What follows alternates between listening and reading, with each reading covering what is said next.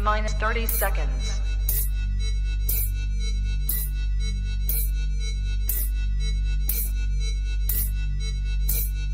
T-minus 20 seconds.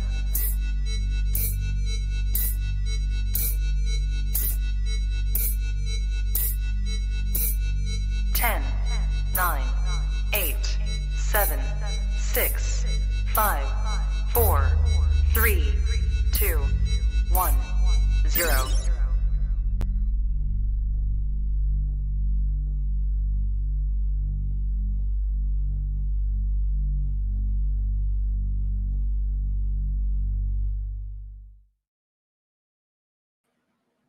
Coolest reptile podcast in the world. Welcome to episode 436, Trap Talk Reptile Podcast. I'm your boy, MJ. What is good, everyone? I hope everyone's having a great week. It's that Thursday night. We all know Thursday nights belong to the trap. But what is good? If this is your first time hanging out with us, do me a favor. Smash that like button. Hit that notification. Hit that subscribe button. Hit that notification bell. Select all. You'll be on top of every single podcast I drop here on this channel. I drop a podcast on this YouTube channel and all the major audio platforms Monday, Tuesdays, and Thursdays. Do not miss. So if you're into keeping reptiles, if you are into learning on how to breed them, turn it into a business, whatever, this is a channel to be a part of. Thank you for all the love and support, for that exclusive content, for the more behind the scenes, to just kind of get more out of what you see out of every episode. Go down to the very first link at the top. Click on it. Join the Trap Talk Patreon family. As soon as you join the Trap Talk Patreon family, you get a link to the Discord. Tap you in with over 190 trappers, just shy of 200 trappers in the Discord active. Okay, and then you can get connected to the IG group chat. It's just the best way to connect yourself, especially if you're just getting into the game and you want to get known by some of the best people who are doing it right. All right, it's all about the longevity when it comes to the trap family. And I just want to say thank you to all my Patreon members. You guys are my heart, man. First and foremost, support US ARC. Shout out to Phil Goss. Shout out to the entire US ARC family and team. But it's very important, guys. These numbers really do matter. Head over to usarc.org. Read all about it if you don't know what US ARC is. Don't just listen to US ARC and think, what is that? No, just look into it. It doesn't take much, and you will see how important it is. All right? And again, I do want to say thank you to any actively US ARC memberships out there, okay? Because these numbers do matter. I'm telling you right now, and anything helps. Really means a lot. If you support US ARC, thank you so much. We're on the same team. And yeah, man, let's keep fighting for our rights, for these animal rights. Also, brought to you tonight, this episode is brought to you by GS Reptiles. The diversity in this guy's game is unreal. It's second to none, and it's so much fun when it comes to watching GS Reptiles on YouTube. All right? Drops an episode about once a month. Not enough, but hey, I love Gary for putting out anything. All right? Best way to learn about working with other species of reptiles other than ball pythons. Gary also works with ball pythons. Go figure, but he works with it all. And it's fun to see what else is out there. And if you're a real deal reptile keeper, you know damn well you got to keep more than one species of reptiles. So where are you going to learn for all that stuff? GS Reptiles, that's who. All right. And he also has amazing availability. Best way to be on top of all that stuff is not only to subscribing to his YouTube channel, but follow him on Instagram. All right. GS Reptiles. Thank you so much, Gary. Appreciate the love and support. It means a lot. Looking forward to that next episode on YouTube because they're the best. I'm not even gonna lie, man. Also, tonight's episode is brought to you by my boy Mark Bailey from Mark Bailey Reptiles. Head over to Morph Market, follow, and be on the lookout for that Mark Bailey production. All right, he is super legit, and he's a goat, in my opinion, man. One of the best I've ever heard about doing it in the ball python and rodent game.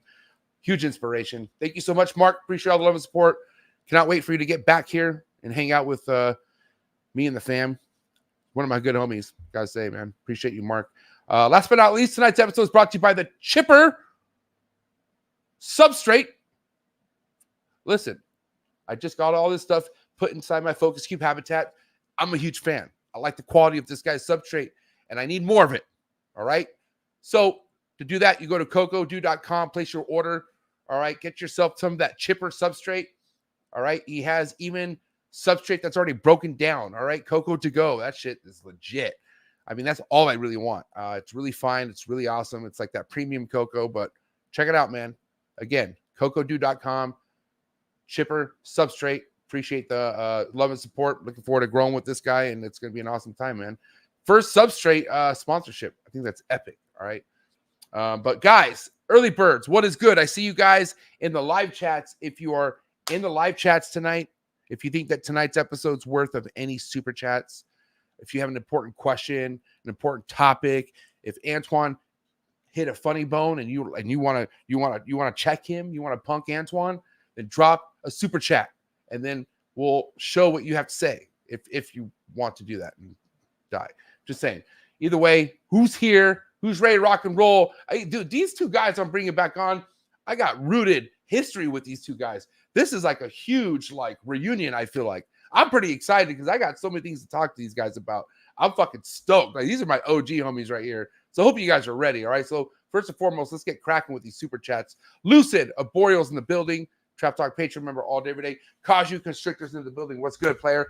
Heathen Hatchery, my dog.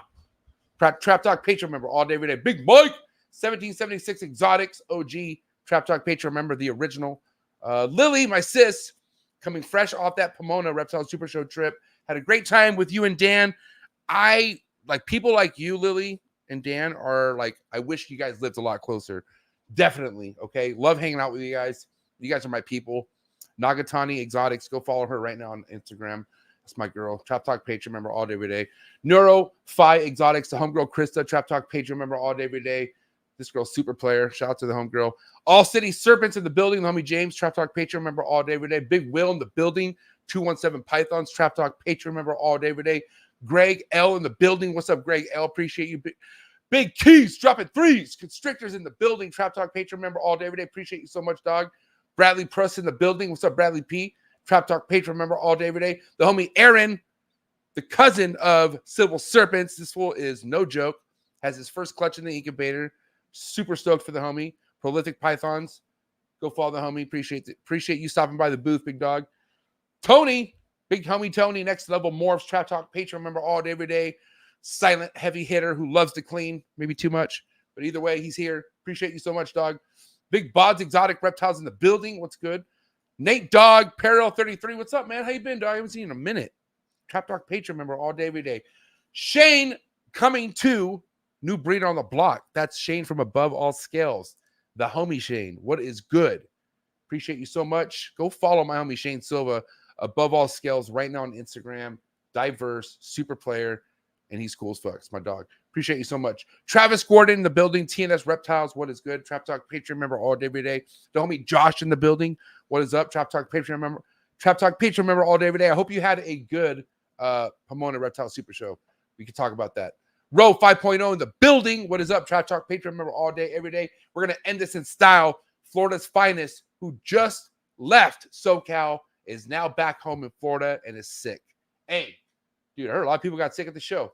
I mean, it's kind of that time of year, I guess. But I hope you're better, Emilio. I hope you're feeling better. But guys, either way, you should be doing what you got to do to get your mind right first and foremost, because it's that time. So do what you got to do to get your mind right. All right, get the lights up. First and foremost, get the lights up right now. I will remind you if the lights are not respected, but get the lights up. They deserve to be hella up. And do what you got to do to get your mind right. Do what you got to do to stay hydrated. It's going to get hot. It's going to get heavy. Look at this. Holy shit. 2024 Ball Python Talk with Sybil Serpents and High Desert Pythons coming at you right now. And that is not Antoine's body. Gee.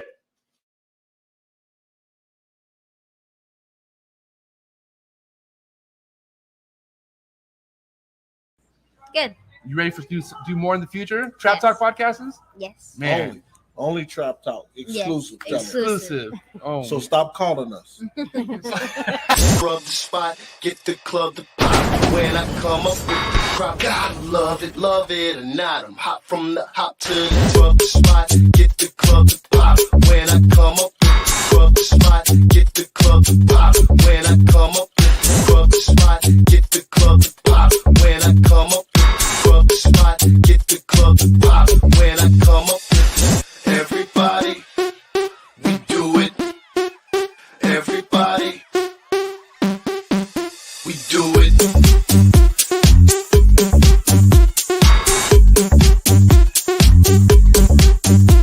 Do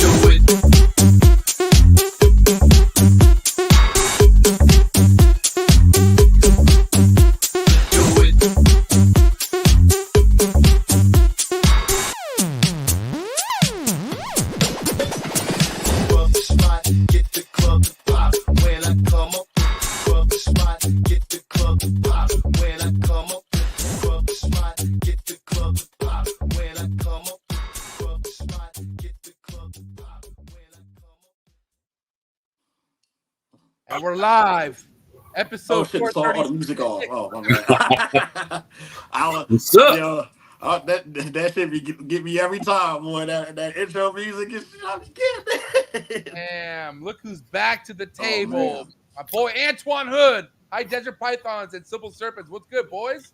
What's up? What's happening? Good evening, gentlemen. I just wanted to say before we get to the shits that I'm grateful to be back on your podcast, and you have a lovely establishment, Mr. MJ. And Jacob, it is always good to see you, my good friend. Even though we talk almost every single day, I love you, brother. Love you too, Cat. Damn, Cat Williams in the building. Hey, listen, it's so good to have you guys back. Only because what a time it's been for the ball python world in the last 12 months, you would say, huh? It's been crazy. Fuck, dude. Say the least. The sky, every week, the sky's falling. The sky's falling. Something else happens. The sky's falling. It's like people wait for some news to come out so people can go, the ball python market is dead as we know it. That's it. It's like every little tiny thing, man. You be like, oh, there was a thunderstorm in Florida. The ball python market is dead as we know it. I mean, there's so many things to cover over the last, I don't know how many months it's been since you guys been on the show, but a lot has happened, you know? Like, now the biggest thing we could talk about, I want to know how you guys been adjusting as far as the whole market pricing. Okay, and we're in 2024. Me and Jacob just did a show together. You were very missed, by the way. You were there. And do you want to let the record reflect that's not your body, you're correct, on that cardboard?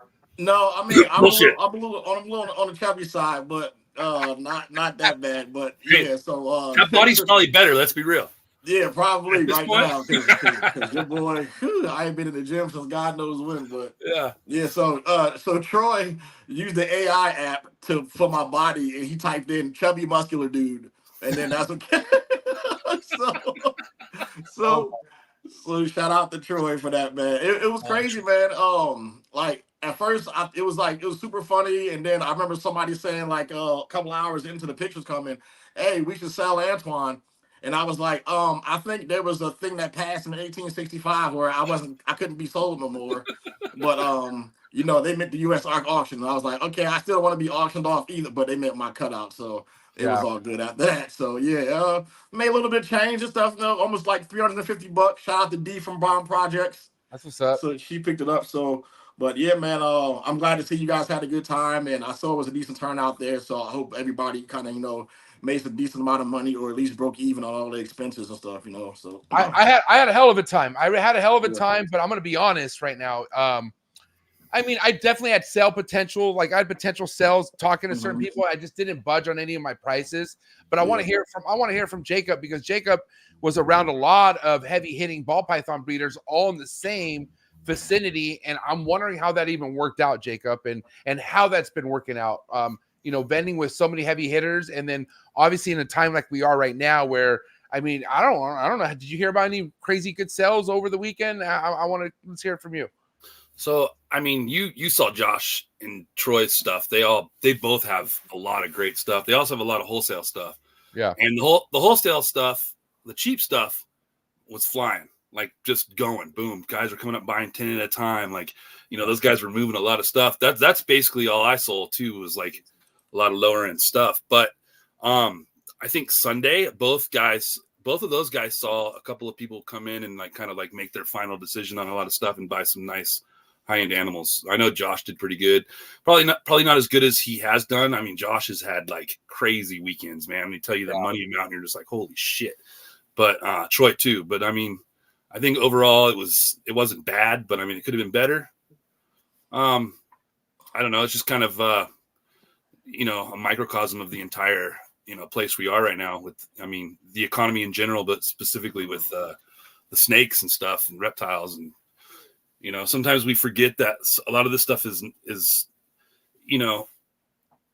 is stuff we want. This is not stuff we need, and those things get put on the back burner when you're having a hard time filling your gas tank up every week to go to work. So that has to be taken in perspective. It's not so much the reptile industry as much as the entire economy in a whole. Yeah. Yeah. Do you guys think it might get to the point where we're going to kind of stop seeing Josh and Troy maybe at shows on the West Coast because it's not going to be worth their while for a while? Like, do you think this might lead into like a little bit of a drought? No, I think it'll be an upswing, like sooner more than later. But I think if they're actually still making profits, and it's worth the trip at that point. You know, I know a lot of people like complain about the driving and how much time that entails too. But Josh and his crew and Troy and his crew, they're built different. Like so, with me, when it comes to driving, that's a big factor of me vending somewhere and doing some stuff because I hate driving. But those guys to be on the road and do cross countries every week if they had the chance to, you know. So I think for them, it's a little bit of a different, like a different aspect of the business. But nah, I think they'll keep doing it. Yeah, you know, I don't know. Like I said, there's so many reasons why I had such a great time, regardless of sales over the weekend, is because like there's connections that always lead to something at a show. I feel like, and the amount of people you meet at shows always leads to something at some point. You know, and I know for sure what's crazy is I've had I didn't sell anything at the show, but I've had 2 sales right after the show, which is crazy too. You know what I'm saying? So like I said, no matter what the weekend happens, like whatever happens on that weekend, it always leads to something if you just keep going and grinding it out. From what I can tell, you know what I'm saying? But either way, Antoine, you were hella missed at the show. Dude, people were sending me pictures and tagging me with the cardboard cutout and then going, "Hey, I didn't get anything at the show. What do you have for sale?" I'm like, "Well, I got this stuff that's on Morph Market."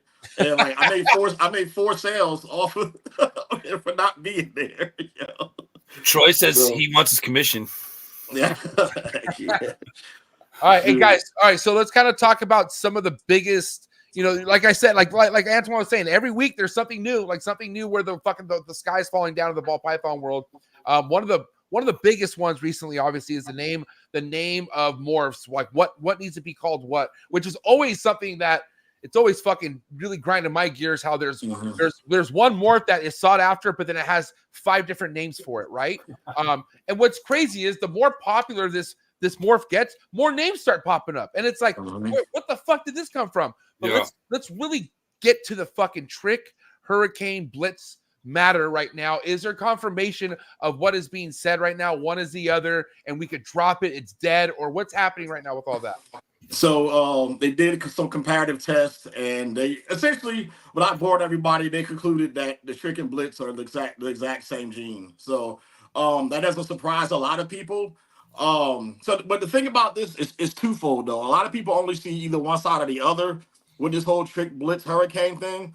But a lot of people don't realize that 2 things can be right at the same time. One, the person who kind of established the hurricane name in that gene, he may or may not have done some fuck shit, like took a trick somewhere when it wasn't popular and did a full rebrand on it. But at the same time, you can't deny that when he took the trick or whatever he did to it, and he selectively bred that gene, it made a significantly better animal as far as like just overall aesthetics compared to the blitz and the trick. And I mean, you can't really deny that, man, because that was the reason why I picked that gene, because dude, I didn't even like. First of all, I hated Trick and Blitz for the name by itself. I thought it was fucking stupid when it first came out. It did nothing for me at all, man. But for him to take this gene, you know, obviously it was under false pretenses, but the way it was marketed and pushed, this should be a lesson for a lot of us. That marketing, like even when you just market a gene or name it a certain way or do certain things with it, we should always be looking to improve some genetics. But just the marketing behind it, honestly, whether it was dishonest or not, it was still genius, you know? Yeah. So that's like a lot of stuff, man, too. And like a lot of these genes are so late. Like 2 years ago and like during the COVID times, so many people got into Desert Ghost. That was the height of Desert Ghost. But you know why? A lot of people didn't fuck with it early on because of the name. Like a lot of people thought it was a desert and a hypo. So I was like, why do I want a hypo desert if desert by itself don't work? Like, you know what I mean?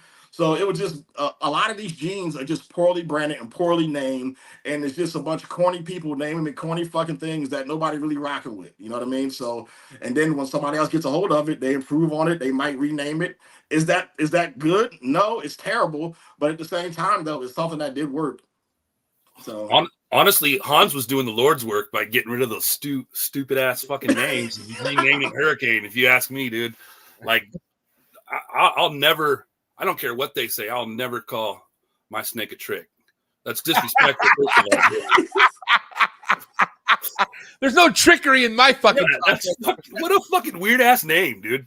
If you really think about it, that's one of many fucking stupid, ridiculous names. Yeah. I mean, and there's tons of them, man. But you know, also got Hidden Gene Woma. If I go and hit a Gene Woman, we won't even get the fuck out of here by that damn dumb shit. But oh shit! Shout out to Nerd though. Good job with that. Good job. Okay, hey, here's the scary thing though. Regardless of what names are what, it is crazy on not only the marketing power some of these bigger breeders could have, but just the influence. Period. So if one breeder who's a huge influencer within the breeding community of the ball python world wants to push a certain narrative behind a certain morph, they can fucking do that, and that's happening right now. Let me just say. There was a recent big beef between two big breeders where one wants to shut one down, and I'm not going to get into details, but if whoever wants to connect the dots out there, go ahead. But they want to go ahead and shut one gene down and promote the other super heavily. And it's two genes where I'm like, that isn't like, you know what I mean? It's leaning to where you would think that wasn't making sense, but because how powerful that other person is, you know, then what? You know what I'm saying? I almost wish you would have sent it to me in pre-production because I just would have blurted that shit out. I don't care. Whoops. I'm sick of people, man, when they bullshit. But I mean, is someone on that side definitely wrong? Is the other guy definitely right, or is it still up for debate, in your opinion? Well, here's the thing. I know that two were rocking with one at one point. Now all of a sudden, they're not rocking with one. Now one's rocking with the other that resembles the other one. Okay, and now you know it's going. Now it's at a fork at the road where they're taking one of each and doing their own thing with it. You know, I don't want to talk. You're almost getting it out of me. Holy shit.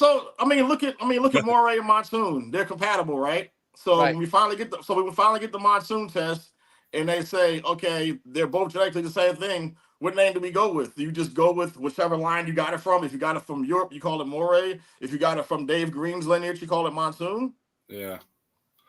It's the same exact thing. Like there's another gene, I don't remember the name of it. It's a nice leopard. That's all it is. But people are charging a premium for it. The original guy who established that name bought it from a guy as a leopard. And then said, "Oh, this is Leopard Plus. Let's call it fucking whatever." Just imagine all the shenanigans we don't know about yet. That's gonna come out. It's more like it's way deeper than this. Is deeper than Dino Brown. Like it's deeper than this shit with Blitz and Hurricane shit. It is, man. This is just the tip of the iceberg, man. And as we get more and more genetic testing in, man, it's going to be, you know what I mean? The chickens are going to come home to roost real soon. You know, there's a lot of stuff. There's a lot of people who sold stuff like years ago to people for whatever reason that didn't prove out what they spent all this money on. And, you know, they were just chucking it down to bad odds and missing the odds on stuff. You know what I mean? But, love gonna get you, man. It's coming real soon, and a lot of people gonna have to account for all the stuff that they did over the years. So this is just the one. He's just fucking patient zero right now. And honestly, how many people have you seen dropping out the last year or so? Any of you guys? So one of our group chats, every time we see somebody getting out of the snakes, I post a video of Queen, another one bites the dust. Yeah, it's like if you go back and scroll through it, it's probably like 3 a week. Yep, over every the last week. 6 months. Selling my snakes. Boom, boom, boom. Yep. Another one bite the dust. Now, what does that make you feel like? You know, now Jacob, I mean, you and I, we're kind of new to this as far as seeing this drop in the market, as far as how long we've been in it. How does that make you feel as far as being pretty thick into the ball python game and just seeing people that you thought were going to go the distance just dropping like flies? Yeah, I mean, I got in right before I got in right before COVID and kind of was living in that realm for a very short period. And then I saw that craze hit once COVID hit. And I think I have a pretty good understanding of economics just from stupid nerdy stuff that I like to read about. And I think with like anything else, you just have to plan for it. I mean, if you go in to 2023 with 2021 ideas, you're gonna fall flat on your face. I mean, it's just the way it is. You gotta kind of, you gotta maneuver accordingly and make plans for the future. I know, like this year, I took a step back. I didn't breed as much as I could have. I only had 8 or 9 clutches this year, I think, which is less than the years prior. So I just, I kind of kept that in mind. I made a couple of animals that were more show quality, like mid to lower stuff, just to sell. A lot of the other projects I'm doing is a lot of holdbacks. So I'm just, got to make room. So I'm selling. It's just for me, it's just, I think people underestimated, like they had that idea when they got in and they thought it was just going to keep growing.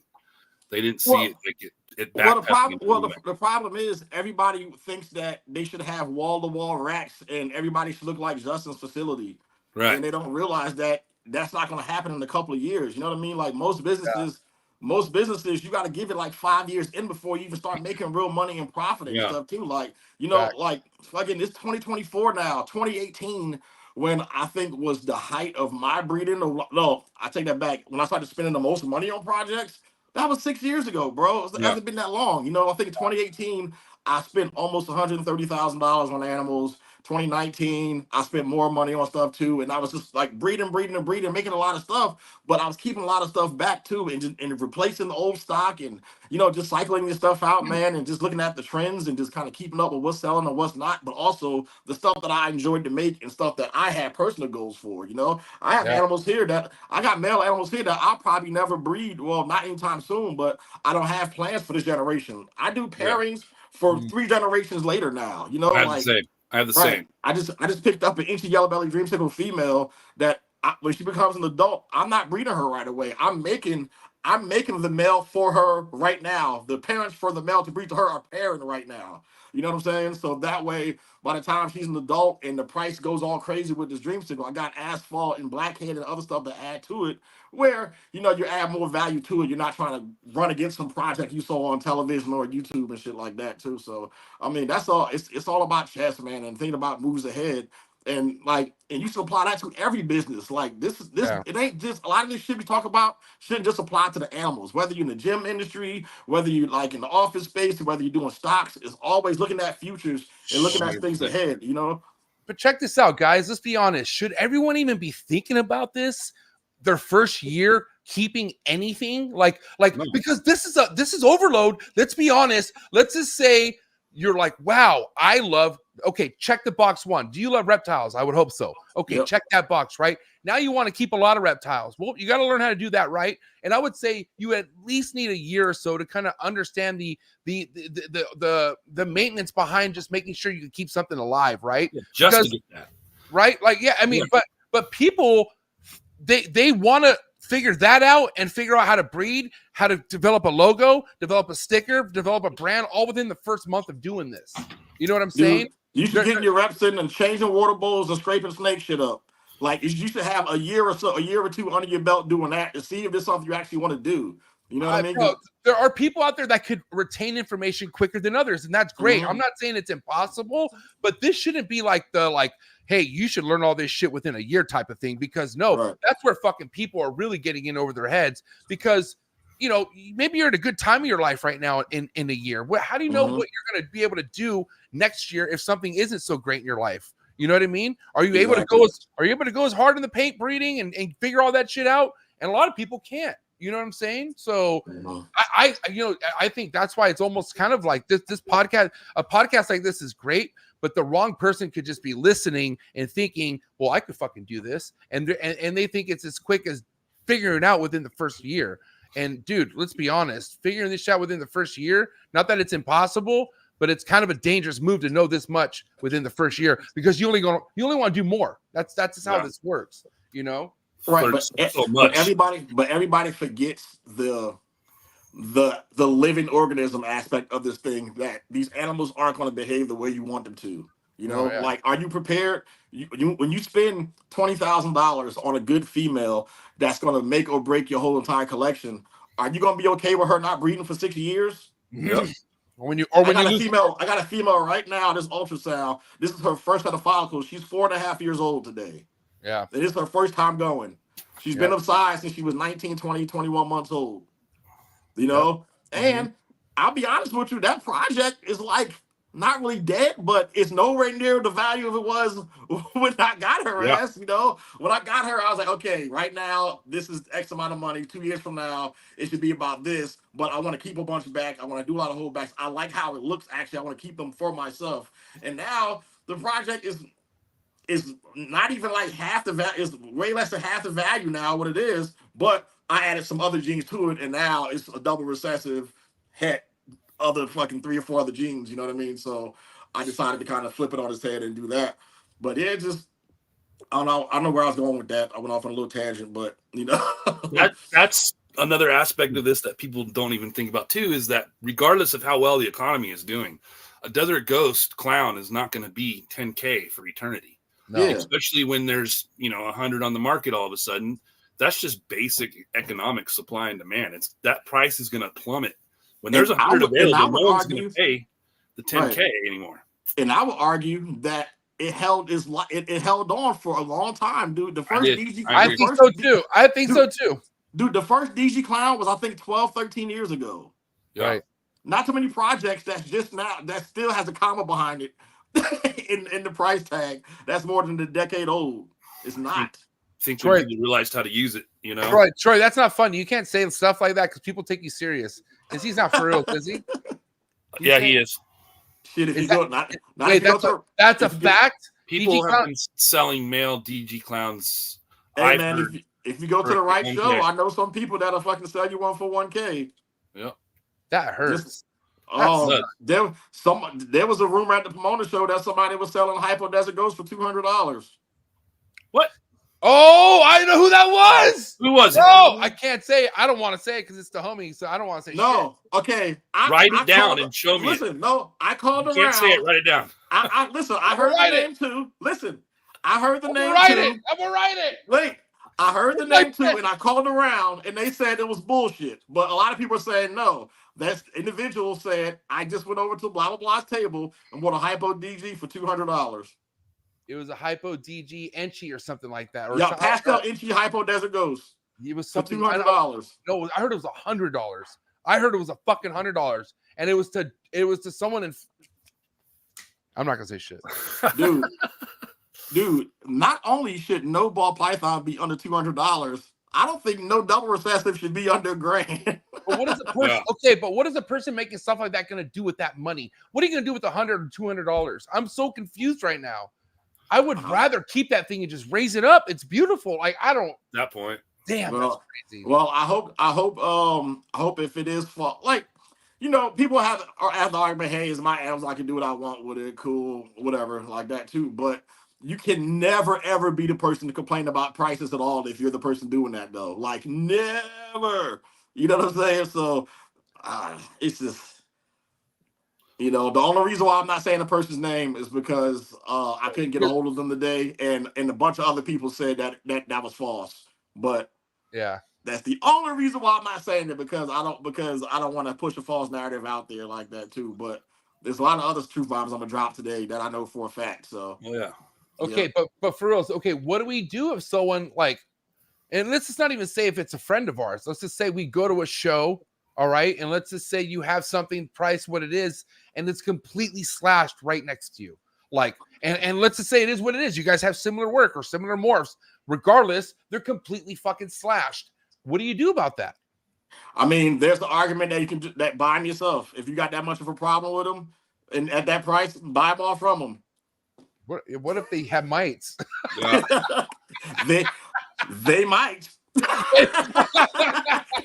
Yep. That's a good one. Antoine's been waiting forever to use that. I mean, okay. No, but Jacob, 110%. Let's be real. If you had nothing but DG clown shit, let's say you had some sick ass DG clown shit available at Pomona, would you be pricing them at $1,000 each right now? What would you do? I'm curious. I mean, I just sold a DG clown male for like $4K, I think, 6 months ago. A female for like 65, I think. I mean, I don't know. A regular DG clown? Yeah, I mean, I would sell a female. I would probably have put a DG clown female on my table for like 35 at this point. But not 1,000. No. Right. No, I'm not there yet. But I mean, there are people I would like, just to paraphrase or, to take back on that. Just because somebody was selling it for 1,000, that's not the market. Like, that's just somebody. Yeah, definitely not what it's worth. I mean, you can get $2K for $2,500 for a male right now, no problem. But also the other side of that, there's lots of homie hookups that we know nothing about, man. Right. 100%. There's so many side deals that's been done, and so many private treaties where you'll never know the price. When you see this world first that somebody came along and purchased it from somebody and stuff, and he claims on his YouTube video he paid this, he probably paid like a third of that price. You know what I'm saying? So we'll never truly know the price and stuff too. So that's another side of the argument too, why I don't really, put too much stock in that. But in the public market, you shouldn't be going up there for $200. Like maybe it was somebody who owed him money. Maybe you don't know the whole story. Like maybe he had a balance on something and he was paying him the difference. It could have been a bunch of other stuff that I can't really speak on because I wasn't there and I'm not trying to shoot him bail. I'm just saying it's a possibility. I don't know all the facts. Maybe that snake slithers on his back. Some shit like that. Maybe they Python speaking Spanish or something. You don't know. Shit, what was that one you picked up? What was that one you picked up? What was the jeans in that one? Yeah, I got I got a Cypress spot no cinnamon fire clown for $100 at Tinley. Wow. Dude, it's like a 3K snake, easy. But it has really bad neurological problems, and he couldn't in confidence put it on the table and sell it. And I understood he was gonna donate it or whatever like that. And I was like, you know what, I'll just take it. So he's just like, hey, give me $100. I was like, hey, fine, here you go, boom. That thing is double the size as God since Tilly. He eats 5. Yeah. All right, let's get to the next order of business on some politics that we're going to talk about. Let me say one more thing about DG though. Oh, good. No, good. Now, if you start throwing some cool codoms into that mix, then that price goes right back up. So, like, if you got a Confusion, DG Clown or a Hurricane Stranger DG Clown, you're still in the 5 figures and 20K, 10K range. And that's crazy. That's crazy. That's where the market is. That's where the market is. Jacob, that's crazy to say, because if you do got something like that going on in a DG Clown, you automatically separate yourself from all the people who just have basic DG Clown shit. Right. You know what I'm saying? If you're making normal, regular DG Clown still, you're behind. Like crazy. And you're going to be way behind. If you're making most like double recessors now, without any other genes in it, you're behind the curveball a lot. Bro, there was fools in 2020-ish era saying that recessives was the future and don't even bother with codoms. Can you fucking believe that was a thing? Okay, and I couldn't believe that. I'm over here looking at my super gravels and my super G China. I'm like, yeah, for sure. Like, no, they were regurgitating. They were halfway trying to regurgitate somebody else's stuff and didn't listen to the other half of what they were saying, man. Like it's just a bunch of people with platforms just parroting other people's stuff when they have no experience in any of this themselves, man. That's a lot of this going around. Yeah. It's crazy. Now, okay, one thing I want to ask as far as experience with this, within anyone within the hobby, in the breeding, in the ball python game, do you feel like there's certain people who avoid selling certain snakes to certain people? Yes. 100%. Oh, yeah. And do you feel like that's happened to you guys yet?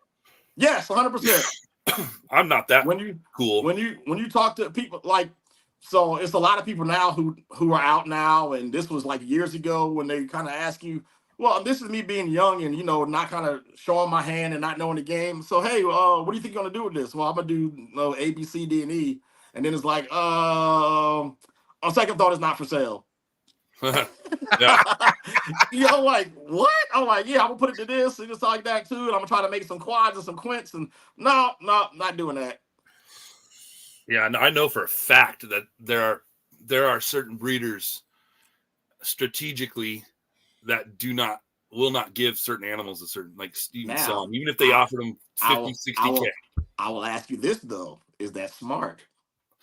I think so. It can be.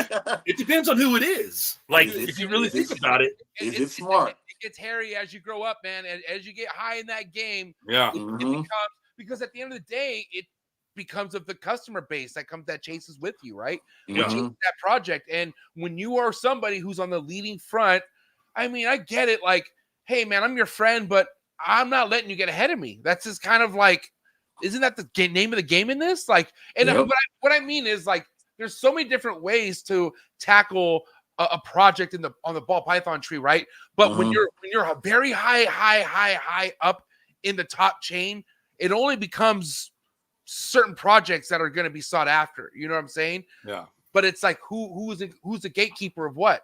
And we don't need to say any names, but I'm just saying, like, there's some crazy gatekeepers out there. Let's just say that. Dude, right most of my end projects don't exist. It's not there yet. Not at all. Like everything that's back here, all these females back here, the end game for most of them is stuff that, well, I wouldn't say don't exist, but as far as we know, people haven't shown yet. You know what I mean? And I think that's how you set your own market. Like if you go on Morph Market and you look at any basic ABCD combo, you'll see prices all over the place because people like adjusting prices and trying to compete with each other and lowering prices every day. But if I got a GHI spot nose stranger clown on Morph Market, guess how many GHI spot nose stranger clowns on Morph Market? Yep. None. So if I decide I want to put it up there for $35,000, guess what? That bitch gonna be up there for $35,000. And if you don't buy it, okay, I'll keep it here with me, and I'm fine with that. You know what I mean? So I just think that we'll be better off when people get to the point where they can stand firm on their square when they start setting their prices for big projects like that, and don't let that fast money like trick them out of their position. So and I'll be transparent. I've been guilty of it plenty of times. You know what I mean? So I produce stuff and hey, I'm showing this, and people go, "Hey, is it for sale?" And then I'm like, "No, I'm keeping it." And then they hit me some ridiculous number, but that number that they hit me with, if I wouldn't have sold it, I could have made that following season with that mail. Dude, and then some. Is there an auction going on in the live chats? I'm confused right now. Like everyone's bidding on this, like stranger clouds. Is this a joke or is this for real? I'm confused. What's going on? What are they auctioning? I don't know. I'm confused. Oh, he put $25K. Who what? Oh, they're being sarcastic and putting $300 for. That's funny. But listen, this is why it's very important to kind of do your research, right? Like it's fun to just dump money on certain cool looking fucking ball python projects, but if there's no really game plan for the longevity of that project, you're gonna find yourself in a huge fucking pond full of other people working with the same shit, right? And you like, this is why all I do is listen to people, right? What a lot of people were saying back then, not a lot, but a lot of people were overlooking incomplete dominance, man. When DG was blowing up, everyone was thinking double, triple is the future and just completely forgetting about putting at least the doubles into these crazy incomplete dominance, right? Which tells me that people across the years have learned absolutely nothing from the previous time when these combos were coming out, when you would get a morph, you would get a combo, and you would have a big group of people, the herd, trying to reproduce that combo, but then you had the top 1% trying to improve on it and add more codoms to it, add another recessive to it. And it's the same people over and over again that these markets go up and down so much, and they fell into the same projects because they spend their money on this animal, and then all of a sudden, oh Lord, the price is going down. Let me hurry up and get my nut real quick and make sure I get some of my money back. And that's what people, and then they got to tap dance to everybody and kiss everybody's ass to get these animals sold, because if they don't get their money back from this animal, their significant other going to look at them like, "Hey, baby, we've been doing this snake thing for 15 years now, and you made $75. Can we get some kind of profit for this?" Was that cat? Was that cat back? You need to sell your collection. You know what I mean? Hey, pause this. I'm trying to do some math right now. I know damn well there's not 130 people watching and only 50 likes. And we just got cat. We just got a little bit of cat back. If we can get the likes up right now, I think we might get Cat Williams in the building. 130 people. That's what's up. Let's get the likes up right now, please. First and foremost, if you're just tapping in, we're just getting our gears fucking warmed up because we're talking about some real shit that can really kind of set people up for success in the long run, because Jacob, how easy could it have been for you to invest it into the wrong project without doing the right kind of research in the beginning? Oh, I mean, that's what I was just going to get into this, as well as I feel like I did make mistakes too. And for instance, not having that foresight that you get when you really, really start to understand how this hobby works and this gene stuff works. And I bought, I spent like $15K with Justin Sebastian on some pied double het, Leo pied double het lavender albino clowns. Wow. And I wanted to make a holy grail, and I thought, cool, but I always remember I want to make a holy grail, but I never thought past that. And it wasn't, but maybe the first, I had it for 2 years. I got a clutch from the one female. And it was at that point that I realized the project wasn't for me. I didn't see any way to move it that moved me. And like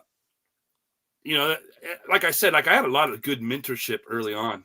Yeah. I mean, I had Sebastian in my corner. I met all you guys pretty early. So I feel like I did really well, but even then there was still some, and thank God I was able to I more than doubled my money on that project within 2 years, getting rid of those 3 breeders and the clutch from that one production. And the year before, and the year before last year was a really good year for you. Like that's when you hit shit that you didn't expect to hit, right? I just got really super lucky. And that's another thing too, is like, I made a lot of money in 2022 and 2021 doing this, but it was because I hit incredible odds. Right. If I didn't hit those animals, you cut that in half. Right. So, I mean, that's a part of this that people don't really consider too, is that it's the luck. You see Justin, you see Justin cutting,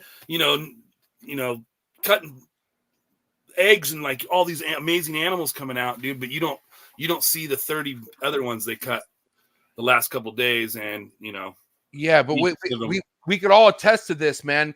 Putting in your time and just fucking taking your licks leads to some good luck and a lot of good luck at times. Yep. Yeah. But you gotta it happens when it happens, first and foremost, but what a time when it happens. Let's be honest. Yeah. Like Jacob, when you were hitting that shit, man, that was my favorite production of yours. Was it Fire, DG, Red Stripe? I'm sorry, what was that DG clown combo you sold to Tony?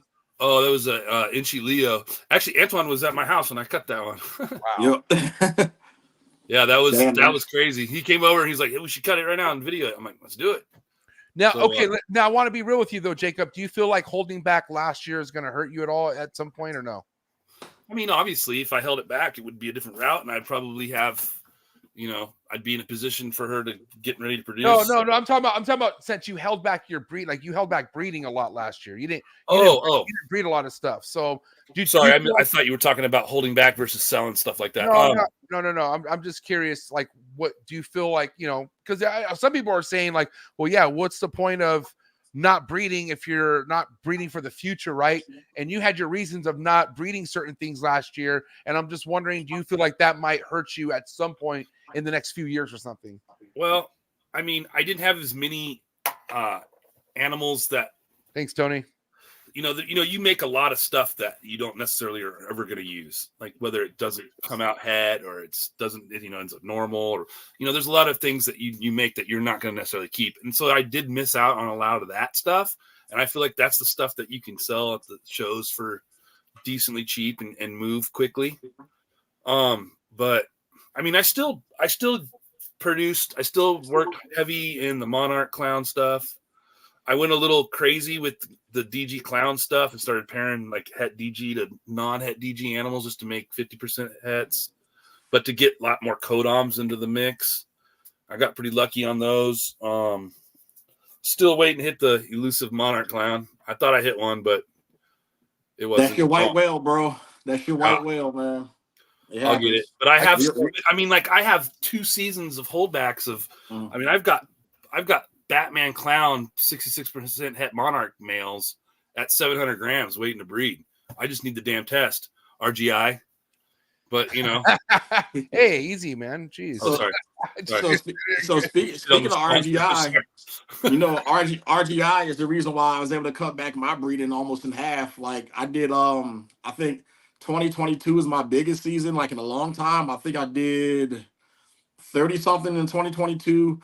And half of that the next year, 2021, 22, then last year, I only did 7 clutches last year, bro, because a lot of that stuff when shed testing came out, all the pod sets I was holding back and the stuff that wasn't proven out, gone. So it just saved me a lot of having to like put stuff up for wholesale and have a bunch of other like stuff that didn't prove out that now was like 25% het, or maybe I missed the odds. And no, man, I shed tested a lot of stuff, man, and the stuff that didn't prove out got out of here, man, and stuff too. And I still made a decent price off of them because I did it before like the real big dip. So I went from almost like 400 snakes a couple of years ago to right now I think I have like 75 breeder females, probably like 10 breeder males, and then the rest is inventory and holdbacks. So Yeah, and then as far as that, last year, even though I did 7 clutches, I made more than I did the year before when I had double that, and almost the year before I did double that. So if you can do less with more, you Gucci. Yeah.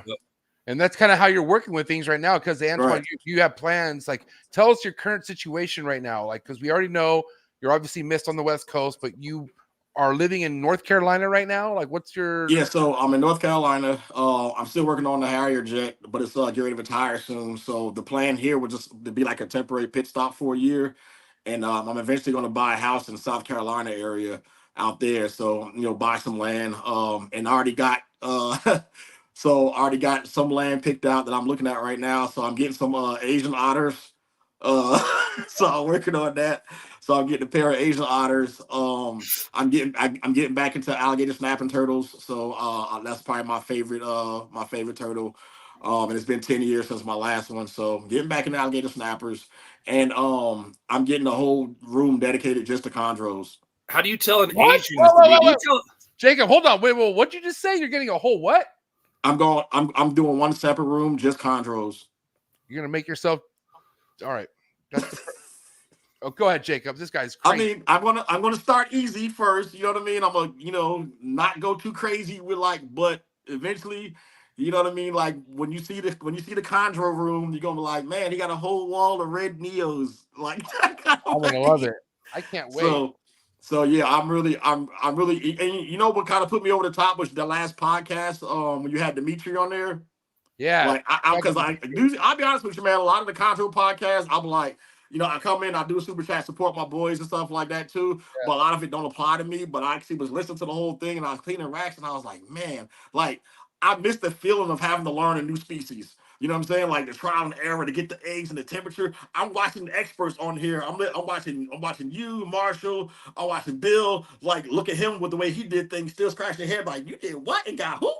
You know what I'm saying? So like I enjoy that, man. Like I can breed ball pythons in my sleep, So fucking, dude, I bet you I could put a ball python egg out of my bed and hatch that bitch. I could put a ball python egg in one of my room closets and close it up in the shoebox and maybe 65 days get a fucking clutch. Yeah, but until you're like walking into a facility like Justin's, like you don't really understand, like, oh, so like this is the cool side of ball pythons. It's just breeding shit that can really change your life. Right. That's the exciting thing about ball pythons. But other than that, it's easy. It's too easy. It's too but also too, remember, people have to remember that's the tip of the iceberg. They don't see everything below the surface about all the failures and things too. Like my favorite story about Justin when he produced a Sumo Pied, and he was like, yeah, it took me 8 clutches to hit this bitch. And we complained about when we missed something doing a 1.1. Right. You know what I'm saying? Like I'm guilty of it too. I have single groups of like double head this and double head that, and I don't hit the double recessive. It's a 1 in 16 chance. Dude, I'm gonna hand everybody in the group chat a 16-sided die and go, okay, you gotta hit a 2. You get 6 chances to hit a 2. Who's gonna hit that 2?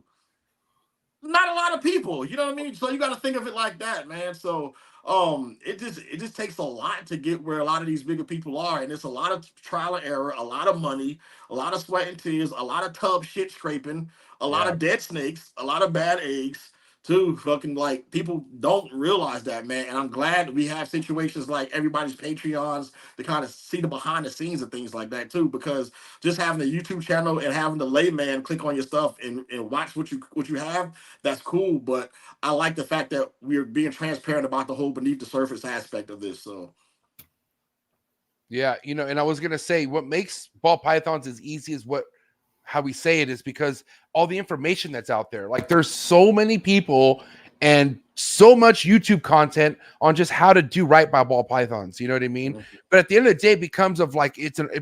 Because let's be real, like you are trying to paint something that has not been painted yet. So doing that in a time like today, it's fucking not going to be easy, and it's not going to be cheap. But welcome to the ball python game. If you want to be relevant, that's what you got to fucking do. Other than that, don't be breeding on the mass side of production on the mid or low end. You're not going to have fun. You're not going to have fun. And to that point, like what we call easy is just the success of all those things that you said before us.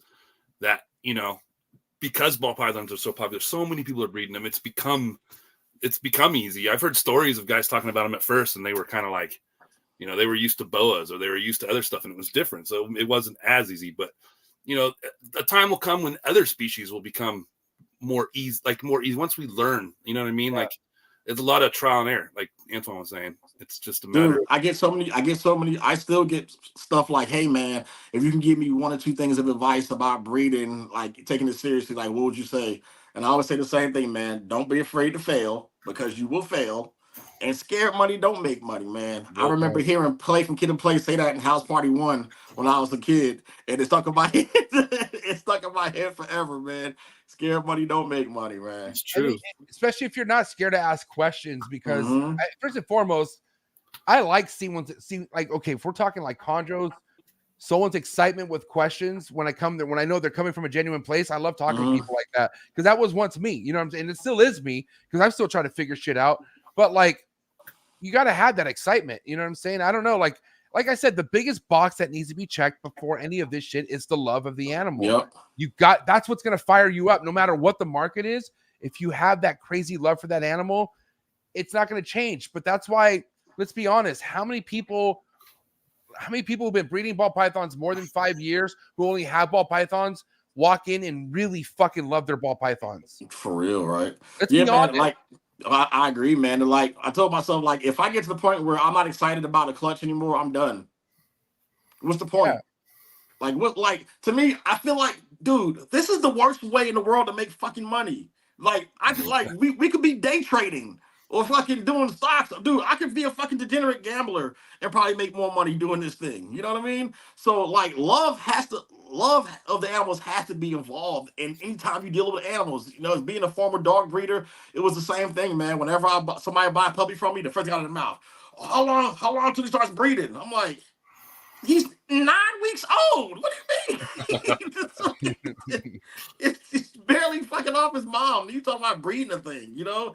I'm just like, this is ridiculous, man. So now you gotta get your bones in this thing, man. And it's something like you have to enjoy. And if you don't enjoy interacting, like if you don't come in your snake room and you don't pull these things open and you don't interact with these snakes and you taking bullshit pictures with them and putting them behind lighting and watching fucking TV with a snake around your neck, like if you're still not doing stuff like that, man, dude, do everybody else a favor and do something else, man.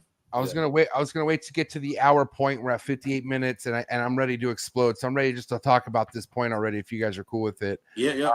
Because you know, I'm not saying we're fucking experts, and you know, we're goddamn the fucking Steve Irwins of the ball python game. Not saying any of that shit, but I will say that we have been around for a little bit, at least like enough to, you know, we've had good and bad things happen to all of us as far as, you know, the ball python game goes, as far as a little bit of success or failures, but. Damn it! It went away. Damn it! Hold on. Oh! I got it. I got. Woo! I was like, I waited all fucking hour to say this. Okay, I got it back. But okay, this has to grind a little gears. And Antoine, I don't want to say this is directed towards you, but this is mainly fucking directed towards you. This just because I know you see a lot of this. Because you look after a lot of people, man. Like you're a good guy. Like you don't like to play sides. You're a fucking. Where's this going?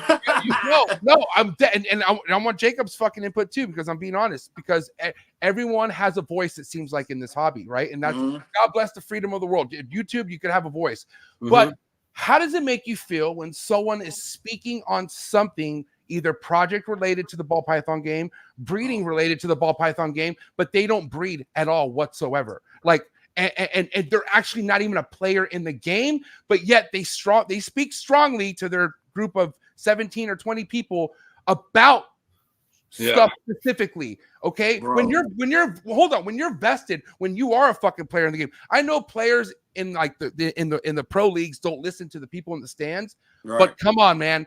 It comes to a point where you're like, who the fuck are you to even be speaking on this? Okay, look at the Hurricane Trick Blitz thing. Half the people who rejoicing that it's the same thing can't fucking spell hurricane, let alone own a trick or blitz. Everybody that's why they want it changed. Everybody on the moray or monsoon train, none of them don't even have possible het monsoons or possible het morays. They don't have a skin in the game with that. When there was a controversy about whether or not Stranger and Mahogany were the same thing, there were people praying to Puerto Rican Jesus that fucking Mahogany and Stranger were the same thing, so they could rename all their Mahogany Strangers and sell them off as strangers to get more money out of them. Yep. So yeah, it's always like that, man. I feel, guys, at a point like now, we have a resume at this point. Like if you want to check in on any of us, we have a resume. We could talk about what we've done in the last 6-7 years. Antoine, 10 fucking plus years. Ask us and we can tell you. But look at some of these others motherfuckers' resume. What the fuck have they done? What is your reason of even being in the fucking industry other than your mouth? Yeah, it doesn't make any sense to me either. Jacob, come on, Jacob, please. Do you know what I'm talking about right now? Yeah, I do. Holy shit. How did we get to this point? It's just, I mean, I don't think people are like on that radar. Like they don't see it that way. But I know what you're saying, and I know I can think of a couple people, but specifically one. It's just I think a lot of them, that's all they have. They don't have the collection to be relevant. They think being controversial or being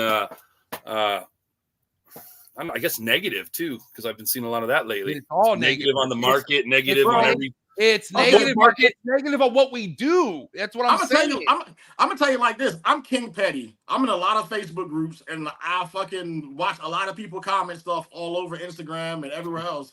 And every time I see people bad mouth on some project, the first thing I do is click on their page, find out their business name, go through their Instagram, scroll all the way down from the first post all the way to the most recent post, and see that their best animal is a lemon blast, possibly het hypo. I was just gonna say nice and lemon blast, bro. And I'm like, shut the fuck up, you fucking bitch. Yeah, like, it's weird to me. Like, it's so weird to me. You got like, dude, and the thing, like, dude, you know, I'm part of the fight world. I'm a martial artist. You know what I mean? I work in the fight industry. I'm a black belt in jiu-jitsu, blah, blah, blah, blah.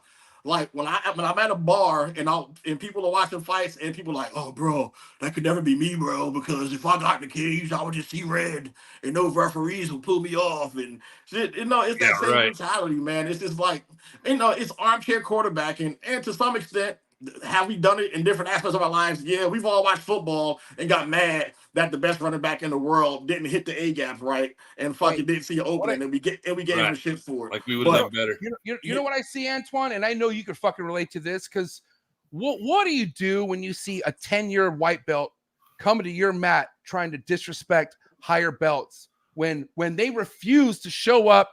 They refuse to fucking do what they got to do to get promoted. They stay at a white belt. Do those motherfuckers come to your gym and disrespect any of the higher belts who are either teaching or either promoted or whatever like that? That type of shit just does not fucking fly. And what I see a bunch of white belts who've been white belts for fucking years and just maybe they can't afford it, but they don't have what it takes in them to fucking progress. It's a bunch of shit that's not evolving whatsoever. All right. It is, man. And why are we here? Why are we here if we're not evolving? What's the point of being around something that isn't a part of the growth? That's why I look around and there's a saying, you know, you have an unnatural allegiance to losers. Yes. You know what I mean? But Antoine, I kind of think of that when I think of you, and it hurts. I love you to death. But I feel like there's just some sort of shit that you're attached to that is not relevant to what we fucking do. What's going to happen to Antoine, though? Because everybody fucking knows Antoine.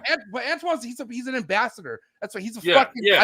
He plays a game. I love him for that. I get it. No, but there's people in my circle and in my life who serve other purposes as well too. There's a lot of people that I'm cool with. I don't look to them for ball python advice. God bless. They matter in other places. You know what I mean? Like Troy? I don't have. Oh, he's probably not even here, dude. He probably doesn't even hear that, dude. To me, man, I've always felt that friendships should always be symbiotic, not parasitic. You know what I mean? There's a lot of people in my life that if all I'm doing is give, and then the one little bit of time I need something you can't be around, I don't fuck with you no more. Yeah. You know, so everybody that I associate with in my life, to me, I feel that it's mutually beneficial because I know I'm doing shit for them and they're around me because I know they can do shit for me as well too. And we don't count favors. And you know what I mean? I'm glad you said that. It goes a lot deeper than the snakes with you. And exactly. Like, there's people who fucking was pushing me to get myself out there years ago, like fucking like 6, 7, 8 years ago, who was like, hey man, you should get out there more. You got some good projects, you got some good stuff. You should do a YouTube, you should do that. Like all of those guys too. Like once I did exactly what they told me to do, stop fucking with me. Yeah, I remember you telling me about that. Crazy how that happened. It's crazy. Because the first rule of the 48 laws of power is don't outshine the master. And at those times, people thought that they were king shit, and decisions were made, and they decided. Well, and honestly, most of the people aren't even in stakes anymore now. They're just done. Yeah. Here's the thing. Here's the thing with me, Antoine. Like I know I need to chill sometimes, but at the end of the day, I take things what I do very serious. And one thing I take serious is stuff I have investments in. Like when I spend this money and I fucking put in years of just waiting, I don't let anyone gonna talk shit about what I'm doing. You know what I'm saying? Because I'm not just this average, and I don't look at myself as an average person coming into this, because average person doesn't do this for life. Unfortunately, a lot of people come in and they go out. I look at this as a lifetime situation. I ain't getting out of this. I'm dying with this shit. Like that's how it works. So I try to keep my surroundings with people on that same time and energy. You guys, I look at you guys and see nothing but longevity. We already know, like, we want to do this till we're fucking old. Like, all of us are on that same page. And we know there's other people like that. You know what I'm saying? But, like, you made a good point, Antoine, because there's other things out there other than the reptile world that you have relations to. And I do too, dude. Like, honestly, like, you and I have jiu-jitsu relations that like, even like, let's just say, God forbid, before the reptile things, we had a mutual friend before the reptiles. Yeah. And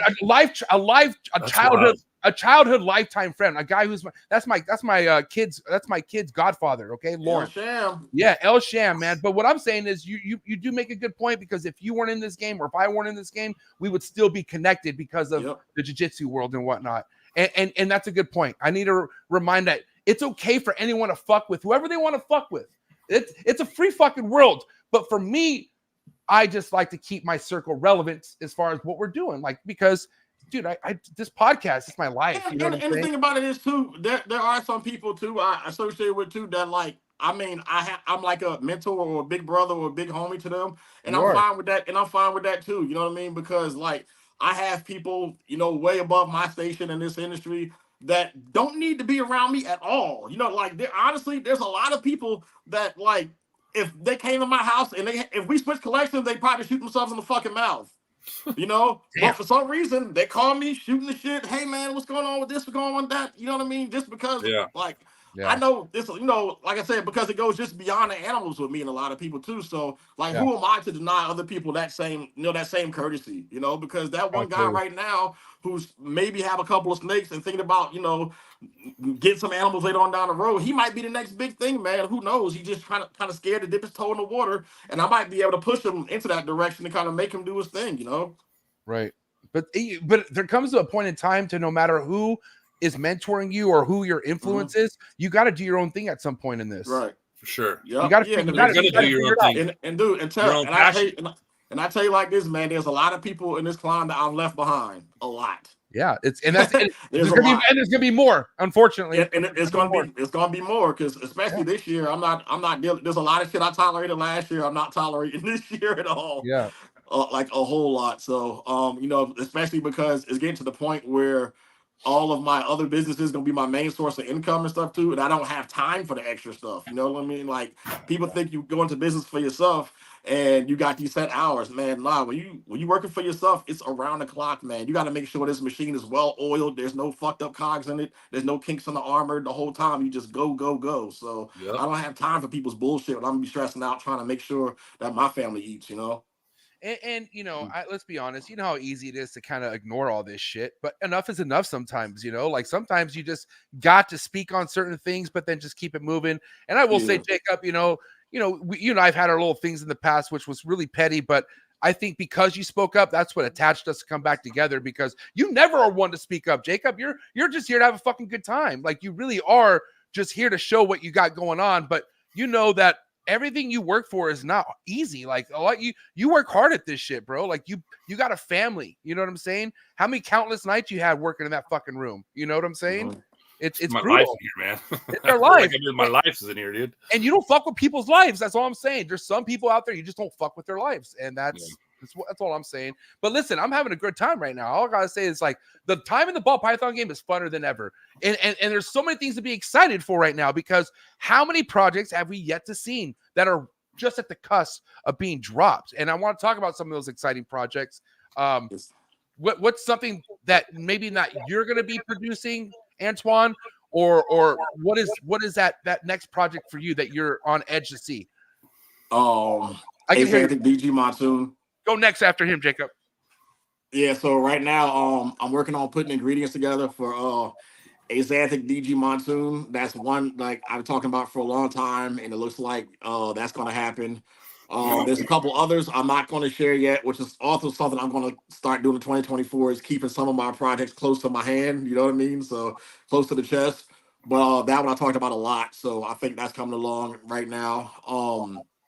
And then some more triple and quad head stuff. You know, I'm still a big fan of the enhancer G-stripe clown stuff. So by the time I hit the triple visual, I have a bunch of other G's included into it. So yeah, man.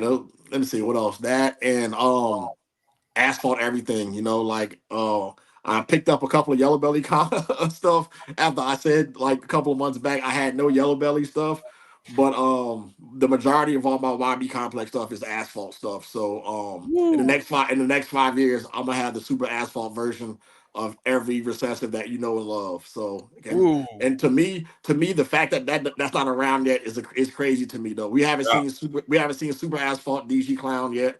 We haven't seen super asphalt monarch, super asphalt ultramel, super asphalt clown pie still hasn't been around yet. We had the freeway version, you know what I mean? So there's a lot of stuff to be done with the genes we're working with right now that don't cost a whole lot to put together and start these projects, man. You know, going in that direction yet. There's an infinite amount of combinations to do with just even like the lower end and cheaper and stuff that can make, you know, these one of a kind world's first animals. And people can look within I can go to anybody's collection, like close my eyes and pick some random combo stuff and look. That probably didn't even exist yet. You didn't even try thinking about that because that's not the avenue you were looking for.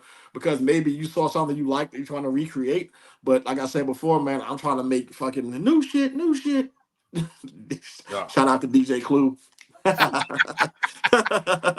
What about you, Jacob?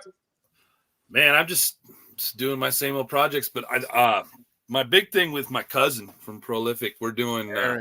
He's got a gnarly male he bought from Justin about a year ago, and we're doing a bunch of joint stuff over here, trying to get some girls knocked up. But the male is Hypo Clown, double head DG pied, and I've paired it to all kinds of different combinations. I've paired it to Phantom Hypo head DG, paired it to what else I paired it to? A couple of Kodam combo double head DG clowns, some pied stuff. So that mainly just getting those triples working into the projects. Just working on Monarch, trying to get the Kodams into all these other projects is what my main focus is. Getting Confusion going into DG Clown and Lace, White Lace into DG Clown. Next season I'll be getting Lace into the Monarch Clown, at least into the project. Do you guys both remember at a point when I was like really building my Chondro collection, like I really acted like I gave two shits about the ball pythons? Like that was kind of my. Dude, I would be like, dude, MJ, what the fuck?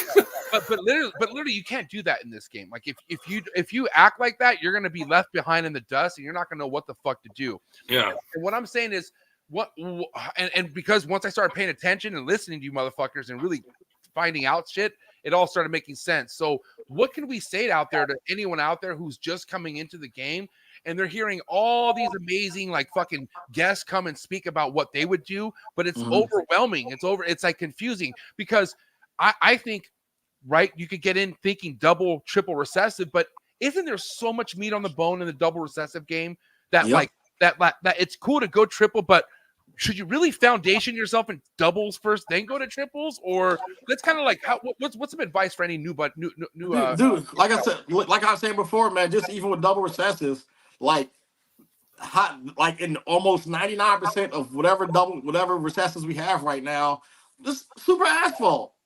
Yeah. There's, like I said, no super asphalt DG clowns, no super asphalt ultramel clowns, no super asphalt clown pines, no super asphalt this. I can go on forever about this. Yeah. You know, just that's one gene. I'm not even putting 2, 3, 4 genes together, man. Like even okay, you might like Spectre or something like okay, Super Spectre, same thing. Or you might like vanilla or disco or something in that complex. It's so much stuff to do with these simpler things, man, that if you make some fire stuff with that, that'd be crazy, man. Dude, if you make a fucking Disco Inferno DG clown, people be like, oh my God, I'm on his nuts.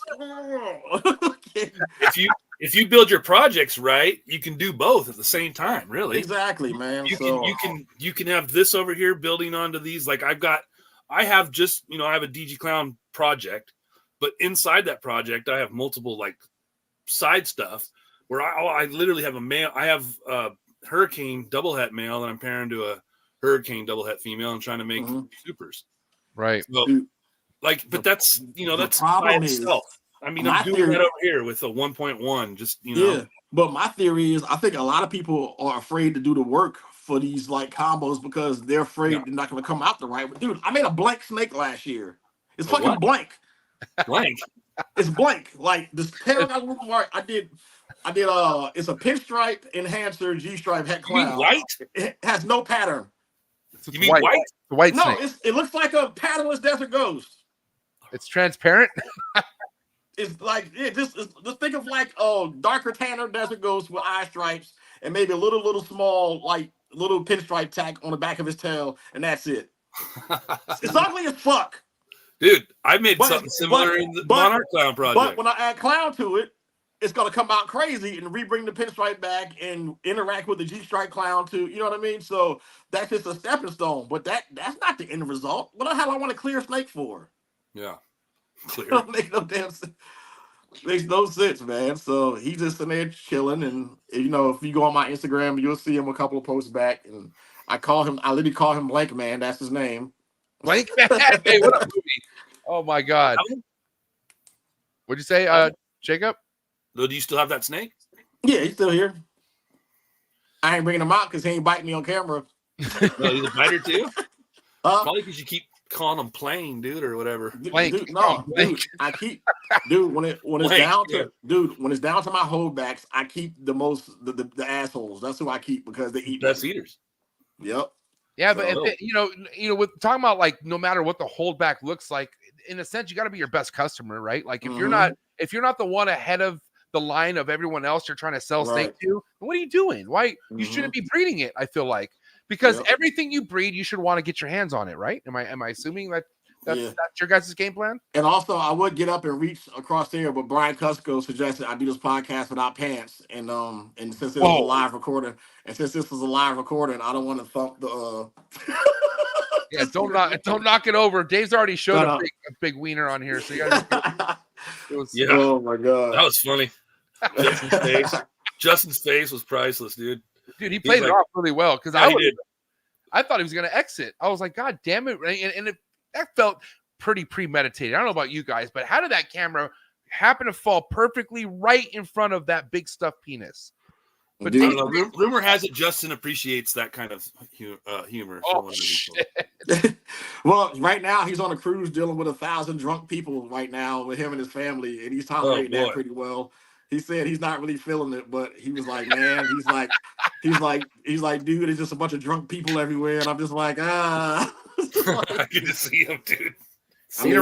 Being around drunk people when you're not drunk or drinking sucks. That's not fun at all. Crazy too. And when you got the kids with you and stuff too, and then you kind of got to be overly protective and make sure no assholes coming over there. That's why I just leave my kids in the car when I go to the bar. Your tablet charged? All right, I'll be right back. Yeah.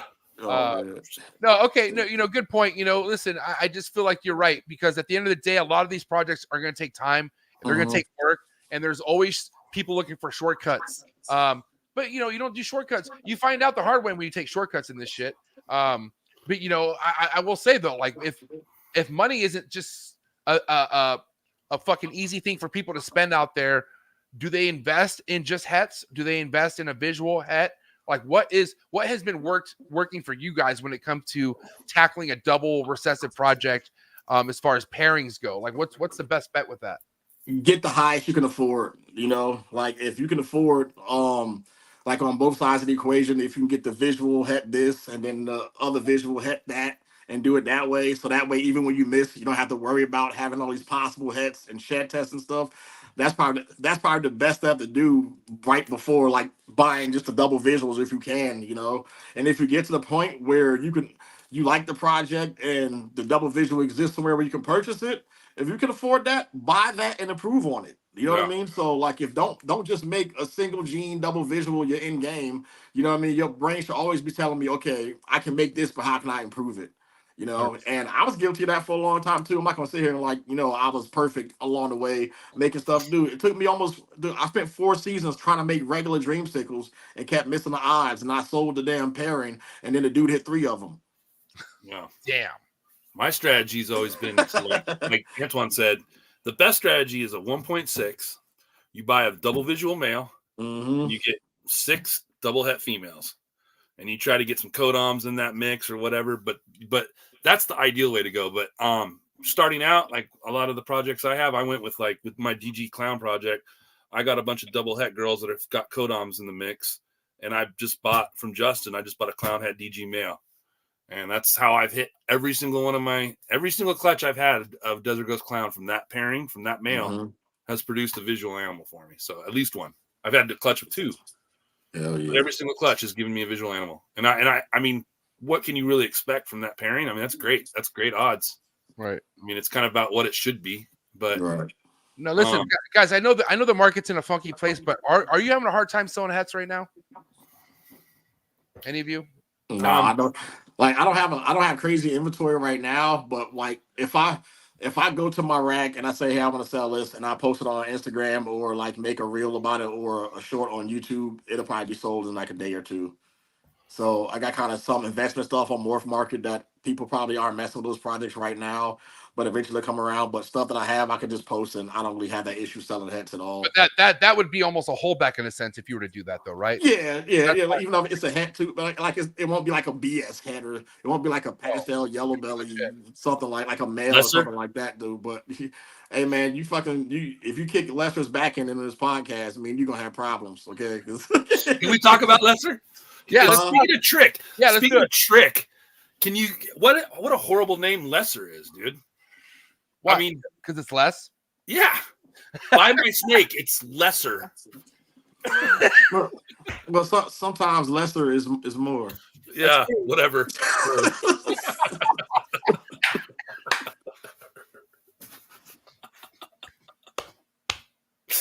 Dude, poor Tony. So Tony's dream snake is a lesser pastel sunset? Yeah, it's true. Nah, I hope not, dude. Because dude, it better not be. Okay, but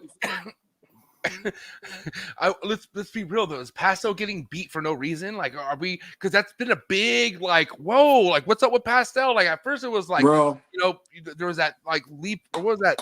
The sign about pastel? I forgot what it said. Like, stop showing it. Okay, okay. Let me ask you this: if pastel came out today, would people get it?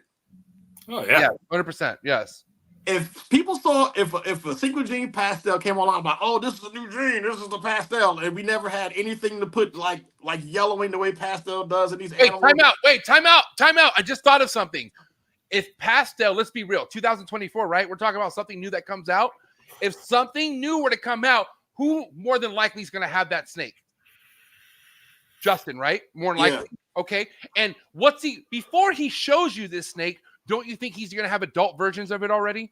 He's going to have adult versions of it. He's going to have it working in recessives. He's going to fucking have 6 of them, dude.